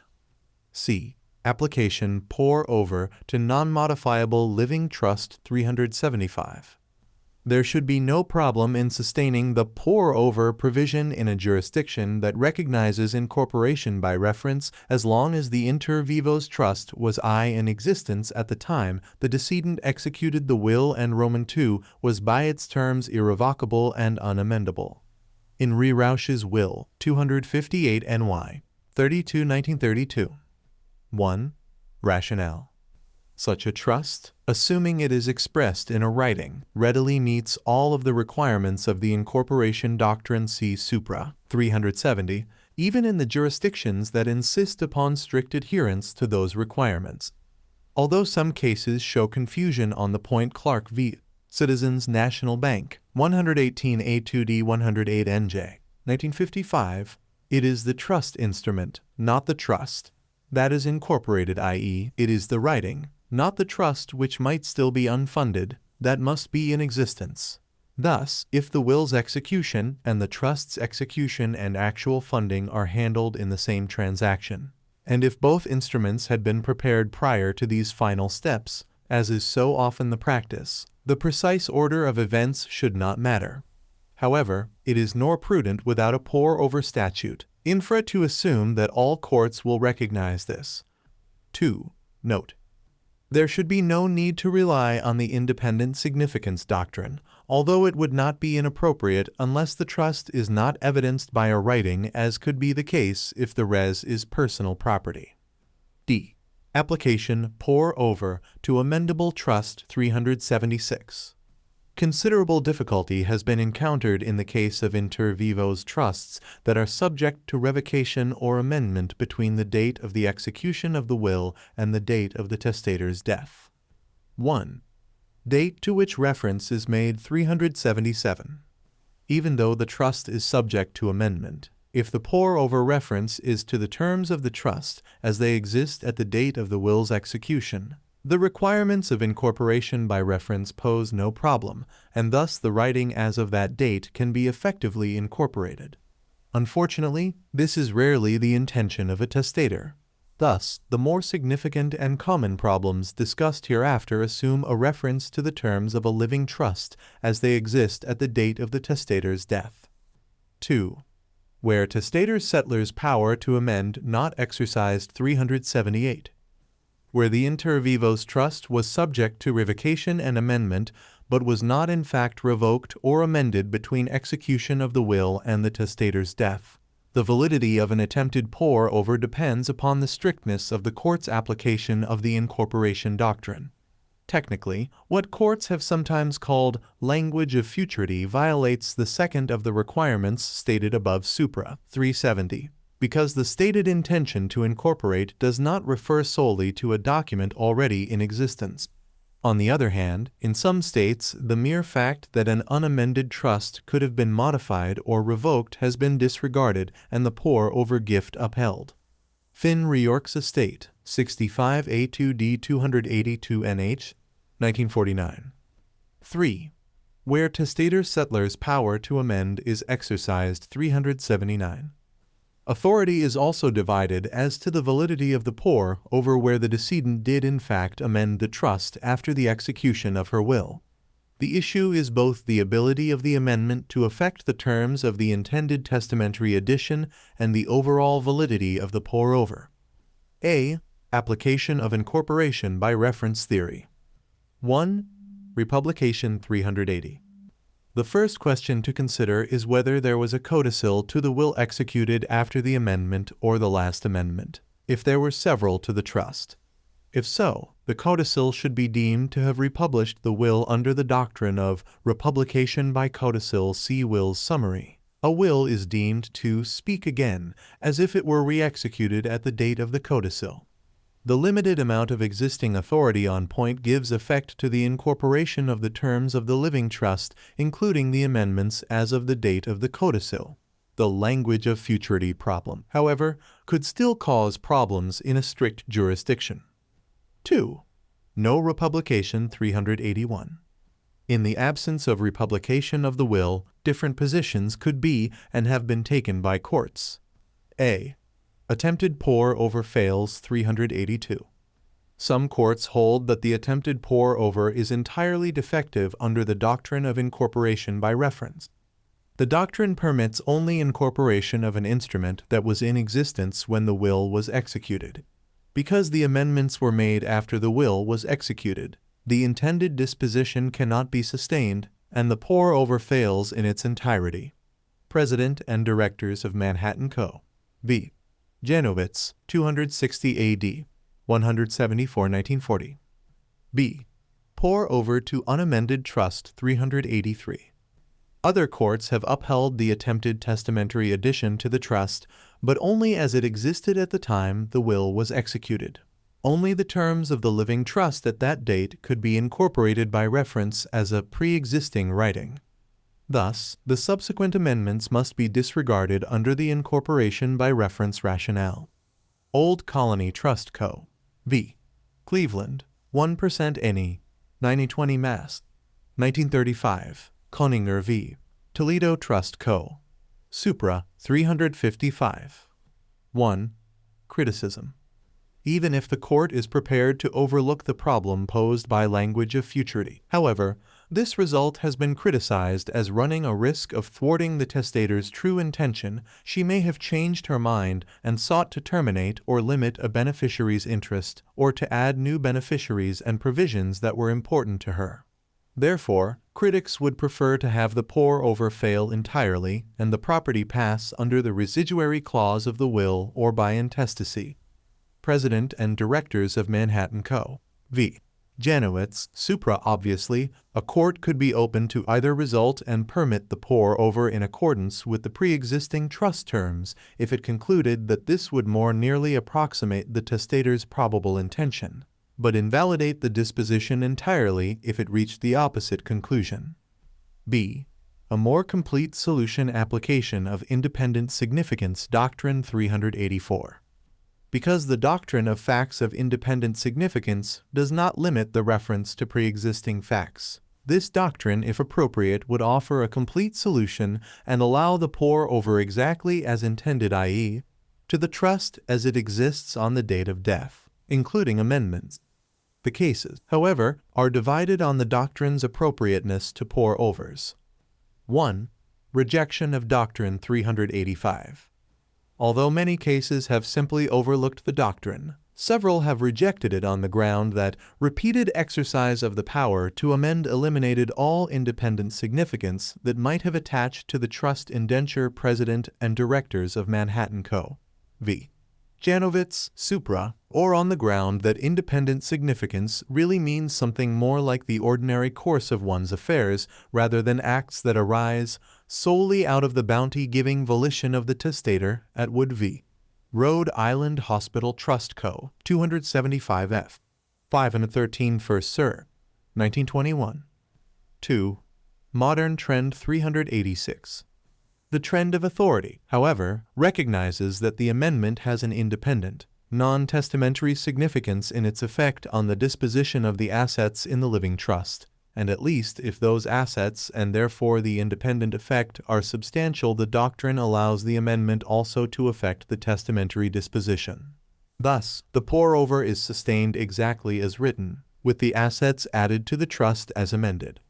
Canal National Bank v. Chapman, 171A2D 9019 Me. 1961. Second Bank State Street Trust Co. v. Pinion, 170 NE2D 350 Mass. 1960. Rest. 3D19, the latter being lenient in recognition of the success of the Uniform Testamentary Additions to Trusts Act Infra 394, and, by analogy, the acceptance of the harmless error or substantial compliance standard in Wills Law Supra 354. C. Trust revoked 387. Under the doctrine of independent significance, the revocation of the inter vivos trust can and probably ordinarily would have the effect of revoking the pour-over disposition. Even here, revocation for reasons not suggesting a desire to eliminate the testamentary trust, but e.g., an immediate need for funds, at least arguably, should be disregarded, as a fact to which the testator had not intended to refer.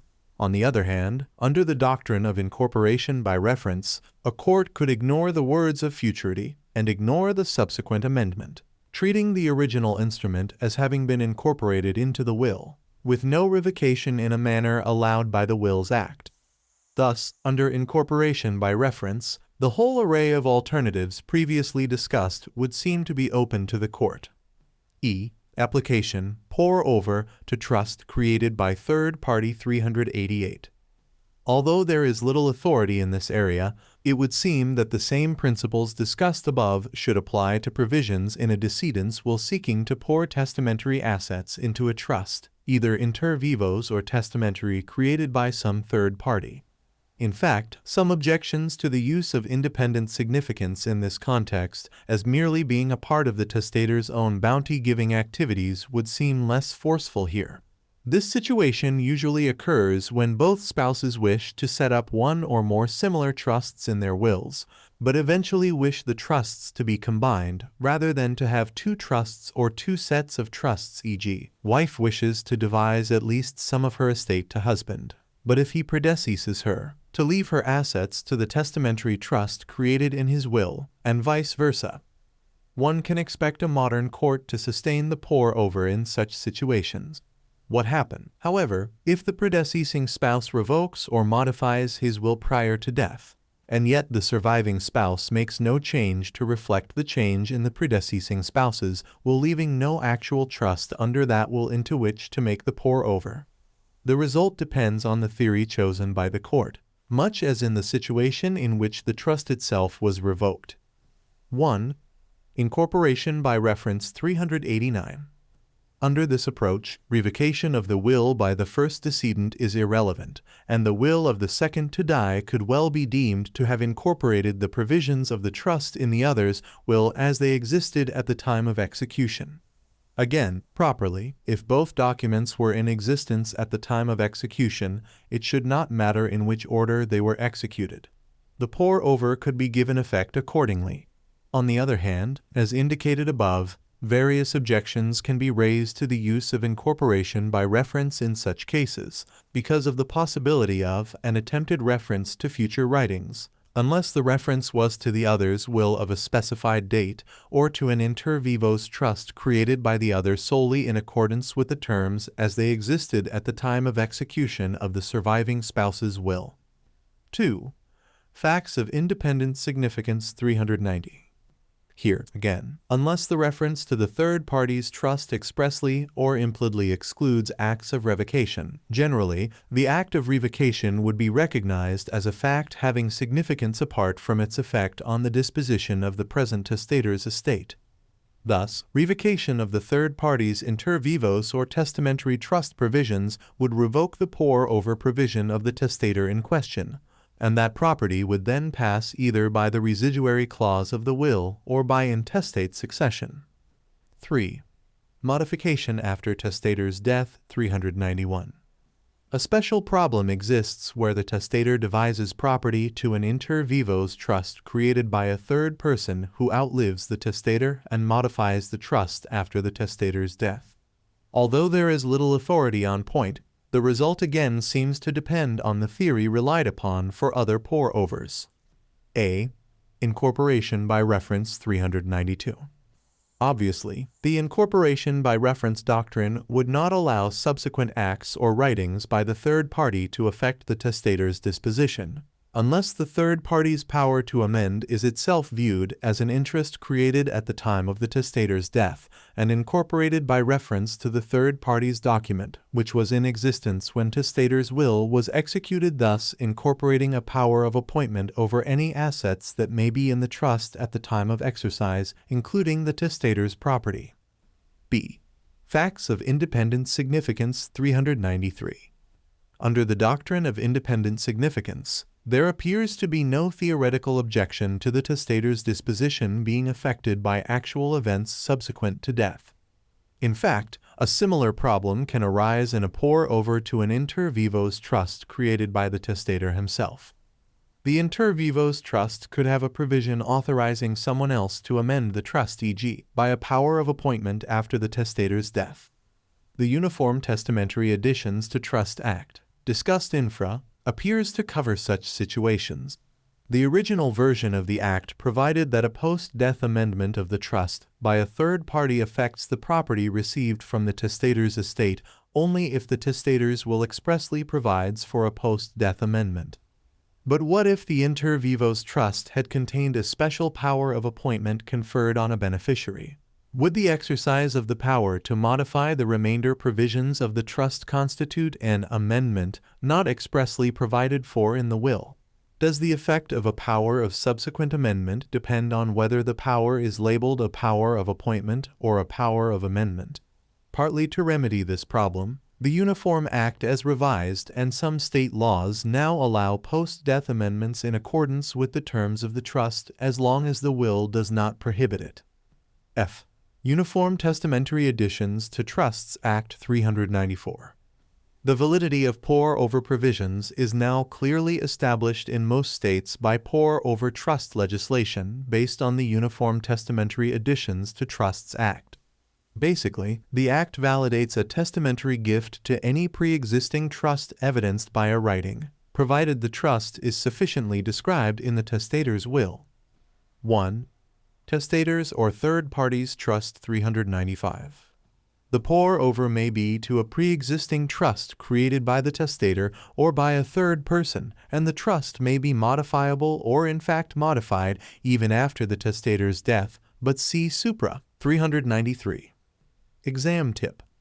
If you see a pour-over gift on your exam, keep in mind that the doctrines of incorporation by reference and facts of independent significance have been used to uphold pour-overs, but also note that most states have enacted the Uniform Testamentary Additions to Trusts Act or similar legislation, which validates a testamentary gift to an inter vivas trust created by the testator or another person, even if the trust is revocable or amendable, and even if the trust is amended after the will's execution.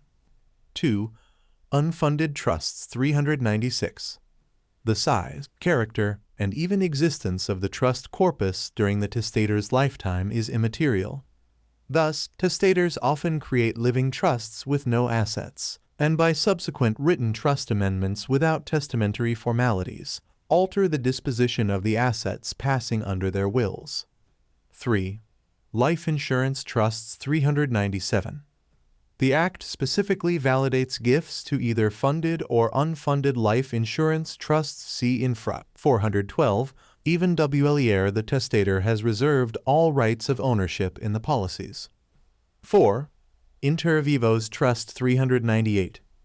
Finally, the Act provides that the property bequeathed or devised to a pre-existing trust becomes a part of the inter vivos trust and is not held in a separate testamentary trust. D. Revocable inter vivas trusts as will substitutes special problems. 1. Is a revocable trust testamentary? 399. The special problem posed by the creation of revocable trusts is their effectiveness as valid, sustainable inter vivos trusts as a disposition of the property and a creation of beneficial interests during life. If the trust fails if it is deemed illusory or a mere agency envisaging the trustee as the agent of the settlor, then there is no effective transfer and no present trust.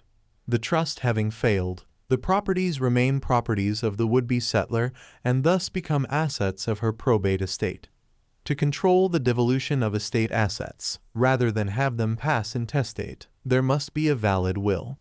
The issue becomes whether the trust document could then serve as such a valid testamentary instrument. Certainly not unless it is executed with testamentary formalities, e.g., subscription by witnesses. Even then there would be a problem of whether testamentary intent existed when the document was executed as a trust. And in many states there is a requirement of publication, which requires a testator to declare that the instrument in question is her will. This whole array of issues is sometimes discussed in cases as a question of whether, in operative effect, a purported living trust is really testamentary and thus ineffective for want of the formalities and other requirements prescribed by the Wills Act. A. Passing of interest 400. Cases have stated that this depends on whether any interest really passes to the beneficiaries during the would-be settlor's lifetime or whether the transfer is merely one to take effect at or after the transferor's death. Unfortunately, this merely begs or restates the question. So also do statements that the result depends on whether an interest presently vests in beneficiaries other than the settlor, i.e., whether an interest is presently created in transferees, or whether no such interest vests, i.e., passes until the settlor's death. Exam tip.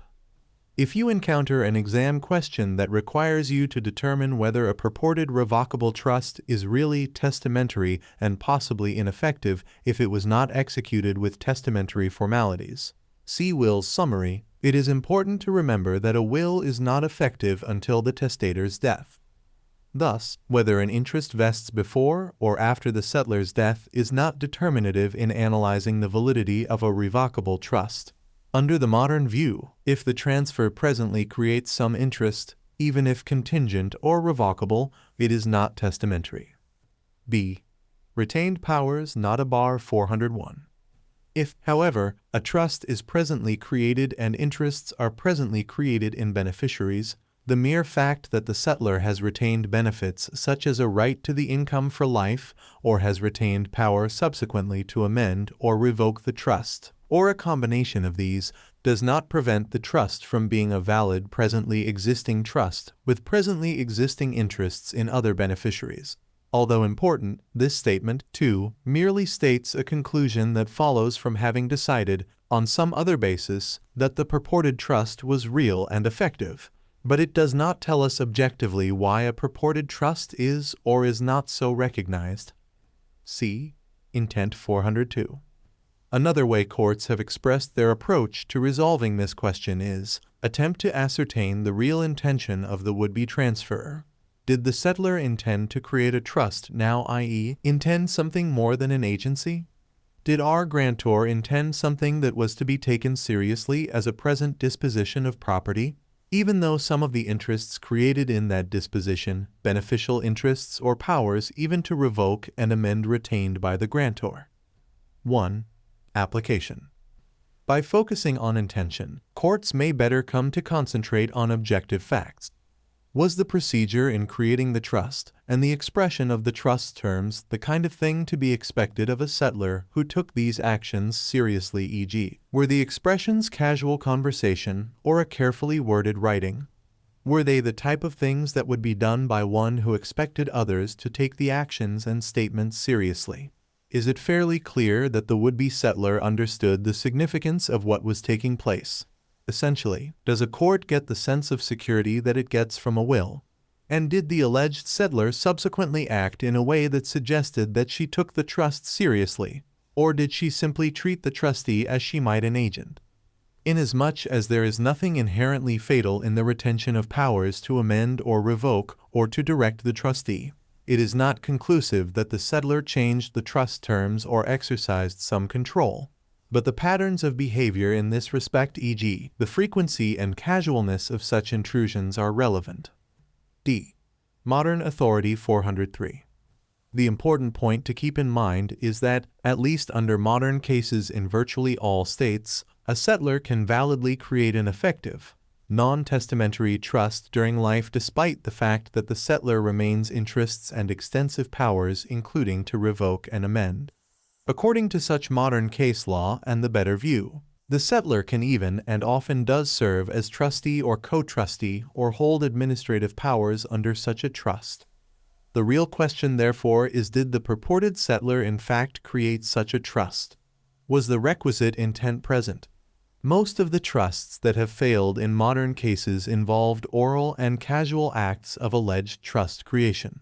The recognition of a valid present trust is not precluded by the mere fact that remainder beneficiaries, often the only beneficiaries other than the settlor, who usually has the exclusive right to income payments during life, are a class that is not ascertainable at the time the trust is created, e.g., my issue living at my death, or my heirs at law, or even persons to be designated by the testator in the exercise of a power of appointment, in default of which the remainder goes to the settlor's descendants or the like. Rest. 3D 251. 1. Res Requirement 404. There must, however, be a specific trust res, for no trust can exist without trust property. Thus, a trust of properties to be subsequently designated or to be received under my will would not suffice to create a living trust, because of the absence of presently existing and presently identifiable trust property. On the other hand, as long as there is a present trust corpus, there is nothing wrong with the fact that other properties may be added subsequently during life, or by will, e.g., testamentary additions by poring over, supra. Thus, obviously, if anything interferes with the essentials of a present res and a present transfer, the question of whether the trust is testamentary is not reached. 2. Beneficiaries other than settlor 405. Also, on its face, the trust must create some interests in some category of beneficiaries other than the settlor, but those can be purely future interests, and they can, at least according to proper analysis, be created in unascertained and even unborn persons. Also, the interests can be vested or contingent despite careless language, in many cases misusing the term vested. Such interests can even be subject to change or selection or appointment by the settlor, and it should not be fatal that such a designation may come from the settler's will, for there is no theoretical obstacle to the senior's retention of a testamentary power of appointment. 3. Subjective Test 406. Thus, unless the required res or transfer is lacking, the question of whether a supposed inter vivos trust is testamentary in nature and thus fails as a living trust does not turn on readily recognizable objective criteria. Cases turn on the aggregate of the types of factors mentioned previously, and on the general sense one gets of the situation, the confidence a court can have that the creation of the purported trust was understood and taken seriously by the settlor, and that the proof of the trust is reasonably reliable and satisfactorily indicative of a true trust intention. 2. Special types of revocable trusts. A. Life insurance trusts. 1. Irrevocable life insurance trust 407. Normally, an irrevocable life insurance trust is created simply by the transfer, i.e., assignment of one or more life insurance policies to a trustee, much as any other item of property might be transferred to a trustee who thereby becomes its legal owner. In such a case, the life insurance policy itself becomes the trust res, even though the trustee has little in the way of active duties until the insured dies and the proceeds are collected. The trust is not a passive one, and its validity has not been a source of either practical or theoretical difficulty. 2. Revocable life insurance trusts 408. Serious conceptual and practical problems arise, however, with revocable life insurance trusts for a variety of reasons. Nevertheless, case law has also consistently upheld these trusts despite allegations that they are defectively testamentary in character or simply too insubstantial to constitute present trusts. Gurnett v. Mutual Life Insurance Co., 191 NE. 250 IL. 1934. Gordon v. Portland Trust Bank, 271 P2D 653 or 1954, unless there was some peculiar defect in the attempted creation of the trustee, e.g., Frost v. Frost, Supra, 138 purported transfer of policies was incomplete, there being no delivery for want of a presently identified trustee. A. Basis of Challenge 409. Challenges to the validity of revocable life insurance trusts are generally based on the following arguments. 1. Testamentary character 410. One argument raised against such trusts is that the trust is testamentary in character and too illusory and insubstantial to be upheld as a present trust. See Supra, 399. In addition to the factors previously discussed, the trust is subject to the further objection that it is essentially inactive until the testator's death, and is very similar in operation and effect to a will. 2. Lack of res until settler's death 411. An additional basis for challenge exists, too, in that it is also urged that the trust lacks a res until the time of the settler insured's death. Understanding courts' responses to this argument requires a description of the ways in which insurance trusts are created. Exam tip. Be sure to remember that although a trust generally cannot exist without trust property, see Supra, 92 et seq., life insurance trusts have been upheld despite the absence of a significant res prior to the settler's death. B. Creation of revocable life insurance trusts 412. Revocable life insurance trusts are generally created in either of two ways. I.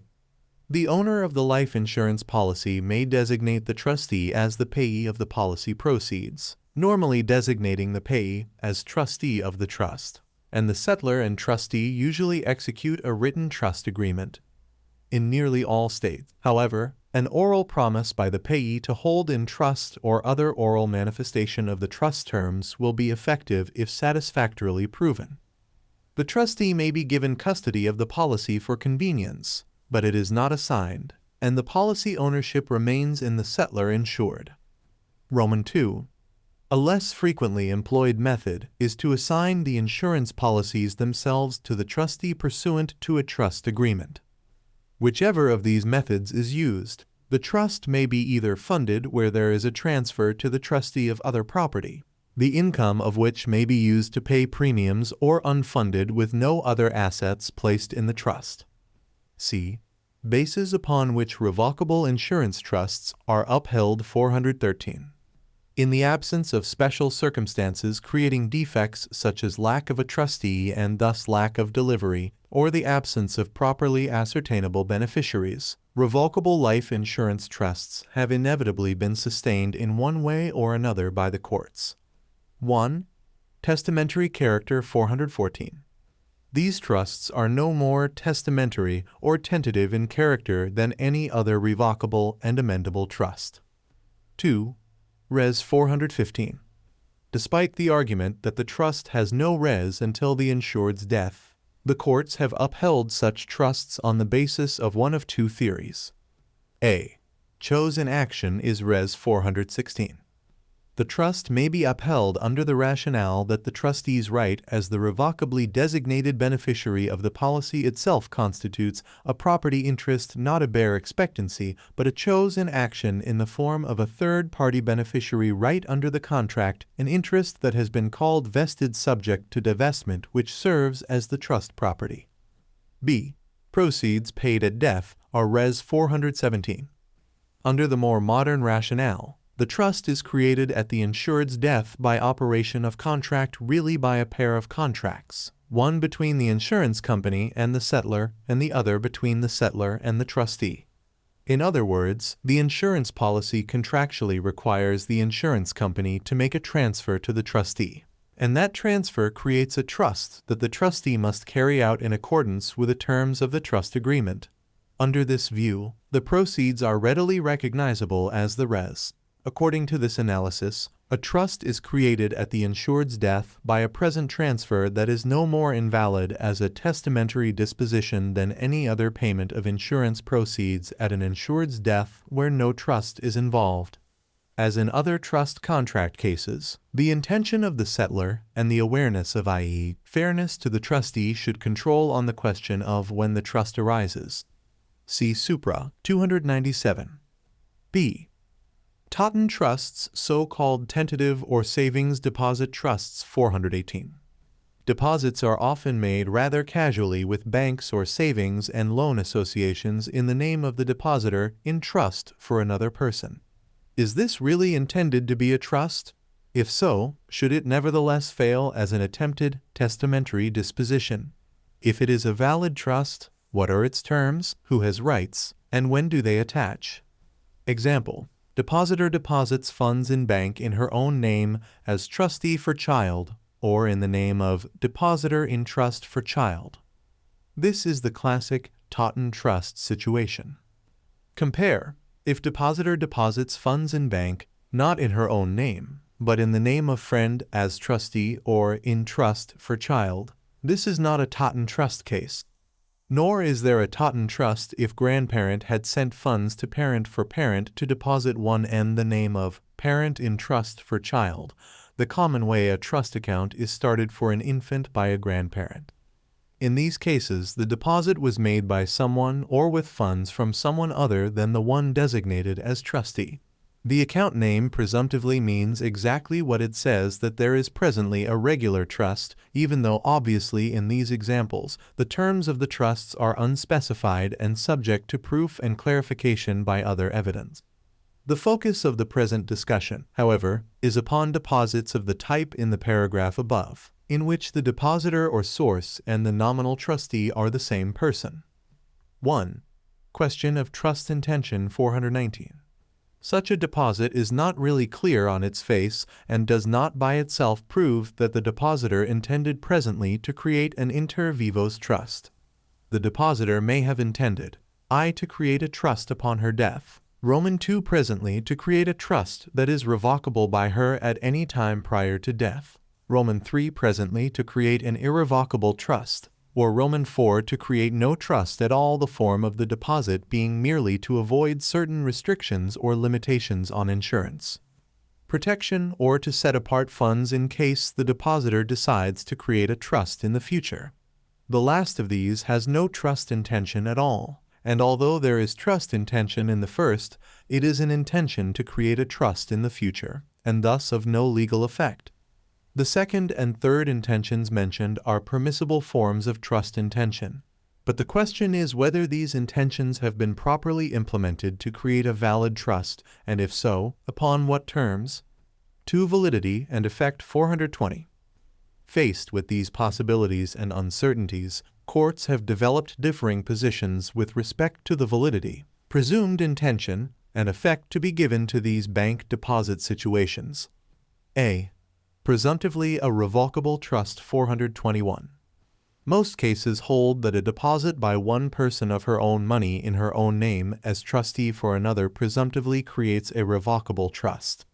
The depositor-trustee can and does, by inter vivos withdrawals, e.g., simply by writing a check, revoke the trust in whole or in part during her lifetime. Whatever is left at her death goes to the named beneficiary, if then living. In Re Totten, 179 NY. 112-19-4, this is the usual intention attributed to the depositor, and the intention is implemented according to the presumed result just described. This presumption is rebuttable, and courts will receive evidence of contrary intention, and will give recognition to other intent if discovered. Rest. 3D26. 1. Criticisms. The treatment of such a deposit as a revocable trust has been criticized as a legal fiction. There really is no basis for inferring a particular trust intent from the form of the deposit, or for inferring that it was definite enough to be taken seriously. Even if there were, where does the intention to reserve a power of revocation come from? In reality, the depositor may have intended an irrevocable trust, or maybe simply to use the deposit as a substitute for a will. Despite these arguments, the Totten trust doctrine is widely recognized and is thought to approximate reasonably well what a depositor is likely to have had in mind. B. During depositor's lifetime 422. During the settler's lifetime, a Totten trust differs from other revocable trusts in several ways. 1. May be reachable by depositor's creditors 423. In some states, the depositor-settler trustee is treated for certain purposes as having set up the account essentially as a shield for outright ownership of the deposit. For example, the depositor's creditors, in many states, can reach the deposit notwithstanding the trust, even in jurisdictions in which this is not true of other revocable trusts. And if the depositor becomes incompetent, his guardian may have use and control of the funds without following procedures that might otherwise be necessary for property placed in a revocable trust. Passaic National Bank and Trust Co. v. Taub, 45A2D 679 NJ, 1946. 2. Terminates if beneficiary predeceases depositor 424. A Totten trust terminates automatically if the named beneficiary predeceases the depositor, i.e., the beneficiary's heirs or legatees are not entitled to the deposit, not even what remains in the account at the depositor's death, even though there has been no revocation by the depositor. Hyman v. Tarpley, 64 Cal. App. 2D 805 1944. C. Depositor's death 425. On the depositor's death, a Totten trust is treated as a valid inter vivas transfer, so that the unrevoked balance in the account is not a part of the depositor's probate estate for most purposes, and testamentary formalities for its disposition are not required. Rest. 3D26. Nevertheless, unlike other revocable trusts, which are generally not revocable or appointable by will unless the right to do so is expressly reserved, the depositors may revoke the rights of the named beneficiary under the Totten trust. 1. Express revocation by will 426. If the depositor leaves a will that expressly bequeaths the funds in the account to someone other than the named beneficiary of the bank deposit, the will is effective to revoke the trust and to leave the funds to the legatee under the will. In Re Scanlon's estate, 169a, 106 Pa. 1933. The mere execution of a will that would bequeath the deposit to another is probably not itself sufficient to revoke the tentative trust if that will is no longer in effect at the depositor's death. In Re Pizzuto's estate, 188A, 209 Pa, 1936, but see Brooks v. Home Federal Savings and Loan Association, 36 Cal. 2D 845, 1951 Contra. 2. Clear intent to revoke required 427. The intention to revoke the tentative trust by will must be clear, and it must be rather apparent that the depositor intended the bank deposit to go to someone other than the beneficiary named in the account. Thus, a mere direction that all my property or all my money go to another would not be sufficient. One case even held that the Totten Trust was not revoked where the depositors will bequeath to another all funds on deposit in any bank. In Re Battles Will, 261 AD, 120 1941, but cases have held that the trust may be revoked in whole or in part by implication, such as where provisions of the will would fail and the will's contents would make no sense as interpreted at the time of the will's execution without drawing on the funds. 3. Minority View No Trust 428. Recognizing the criticisms noted earlier, some courts hold the bank deposit trust invalid as an attempted testamentary transfer and recognize no trust at all. Others, without taking the position that such trust would be testamentary if intended, take the position that no trust should be presumed and no trust will be found in the absence of other affirmative evidence of trust intention. Where for either reason there is no trust, the bank balance at the depositor's death is an asset of his probate estate. Powers v. Provident Institution for Savings, 124 Mass, 377 1 in 878. 4. Evidence of Intent 429. Whatever view is taken of the savings deposit trust situation, evidence is admissible to show the depositor's intent. What evidence is admissible, and what is its effect? A. Statements and Conduct 430. Evidence of the depositor's statements or conduct at or near the time of the deposit, and often subsequent conduct, are relevant to show her intention or state of mind. B. Evidence of intent to create irrevocable trust 431.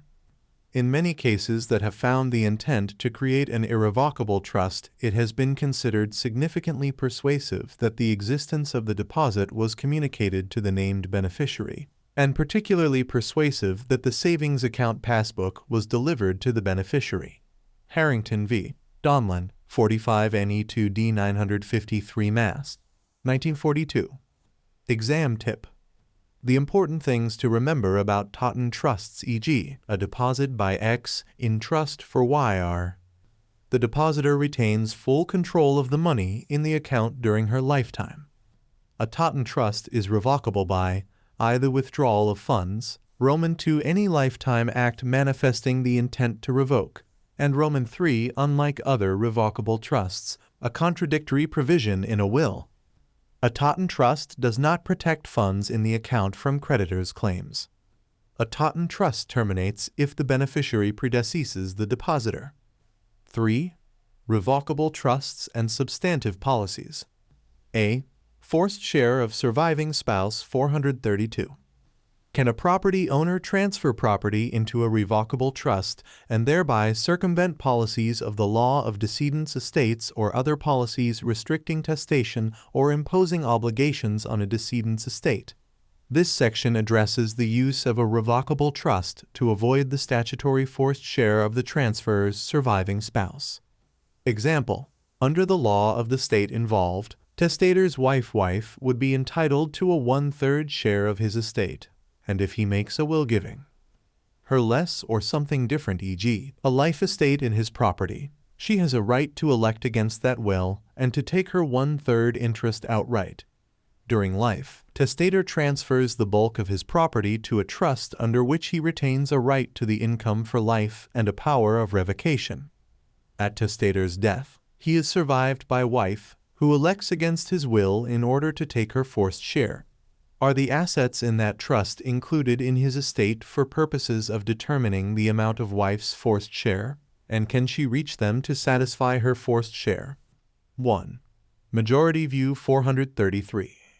Under the prevailing view in the absence of statute, the answer to these questions is no. Soltis v.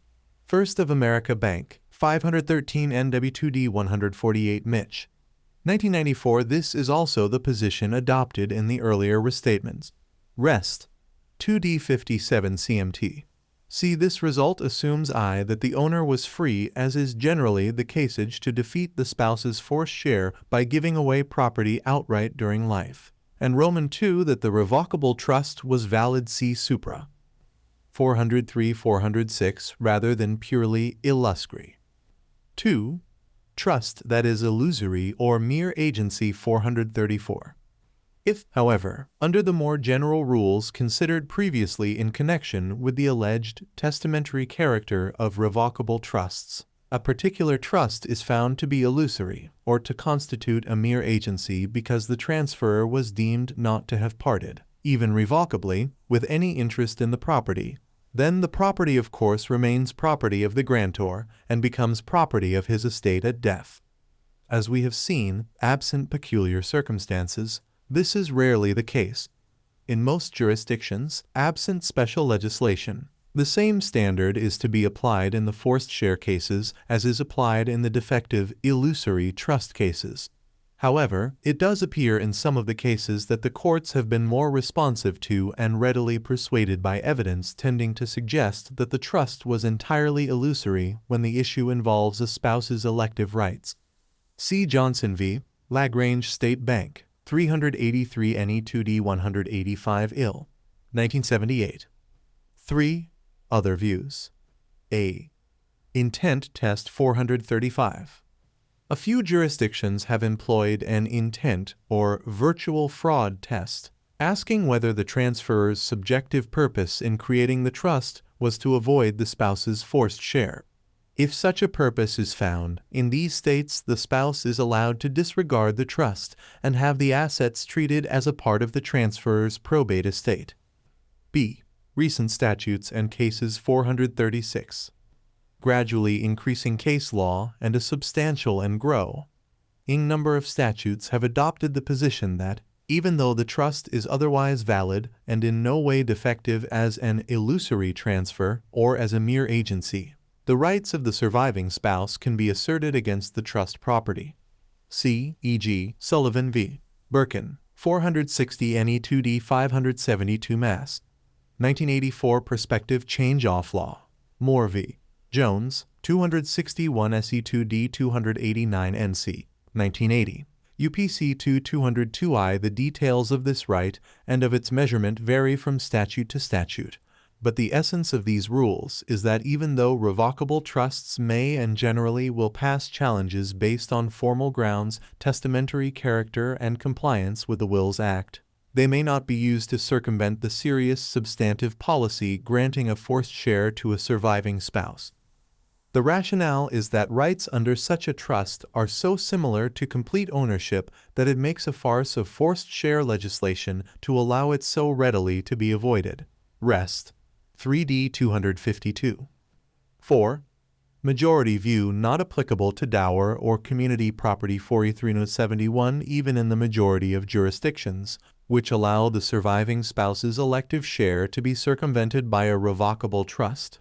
Other spousal interests cannot be so defeated.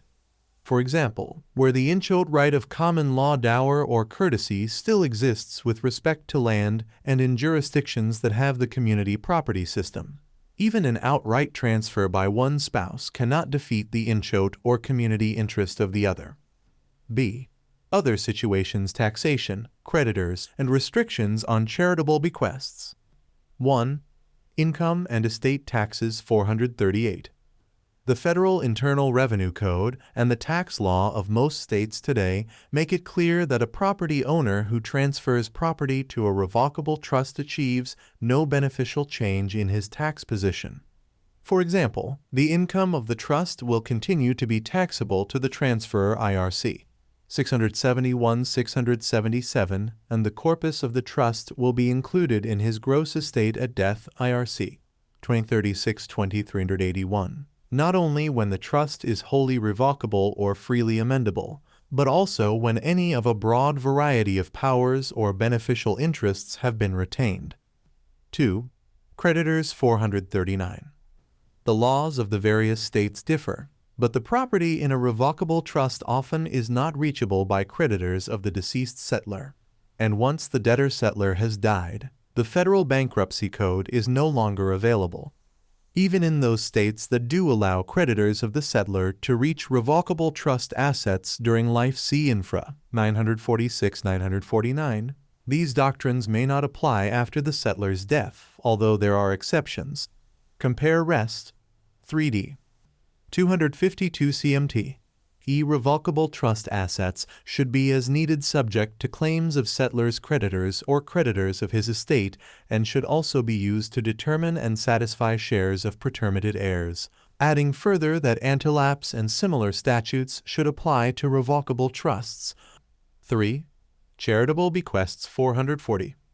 The increasingly rare statutes restricting bequests and devises to charity are generally held not to invalidate inter vivos trusts for charitable purposes, despite the settlor's retention of a life interest and a power of revocation. Scott on Trusts 57.5.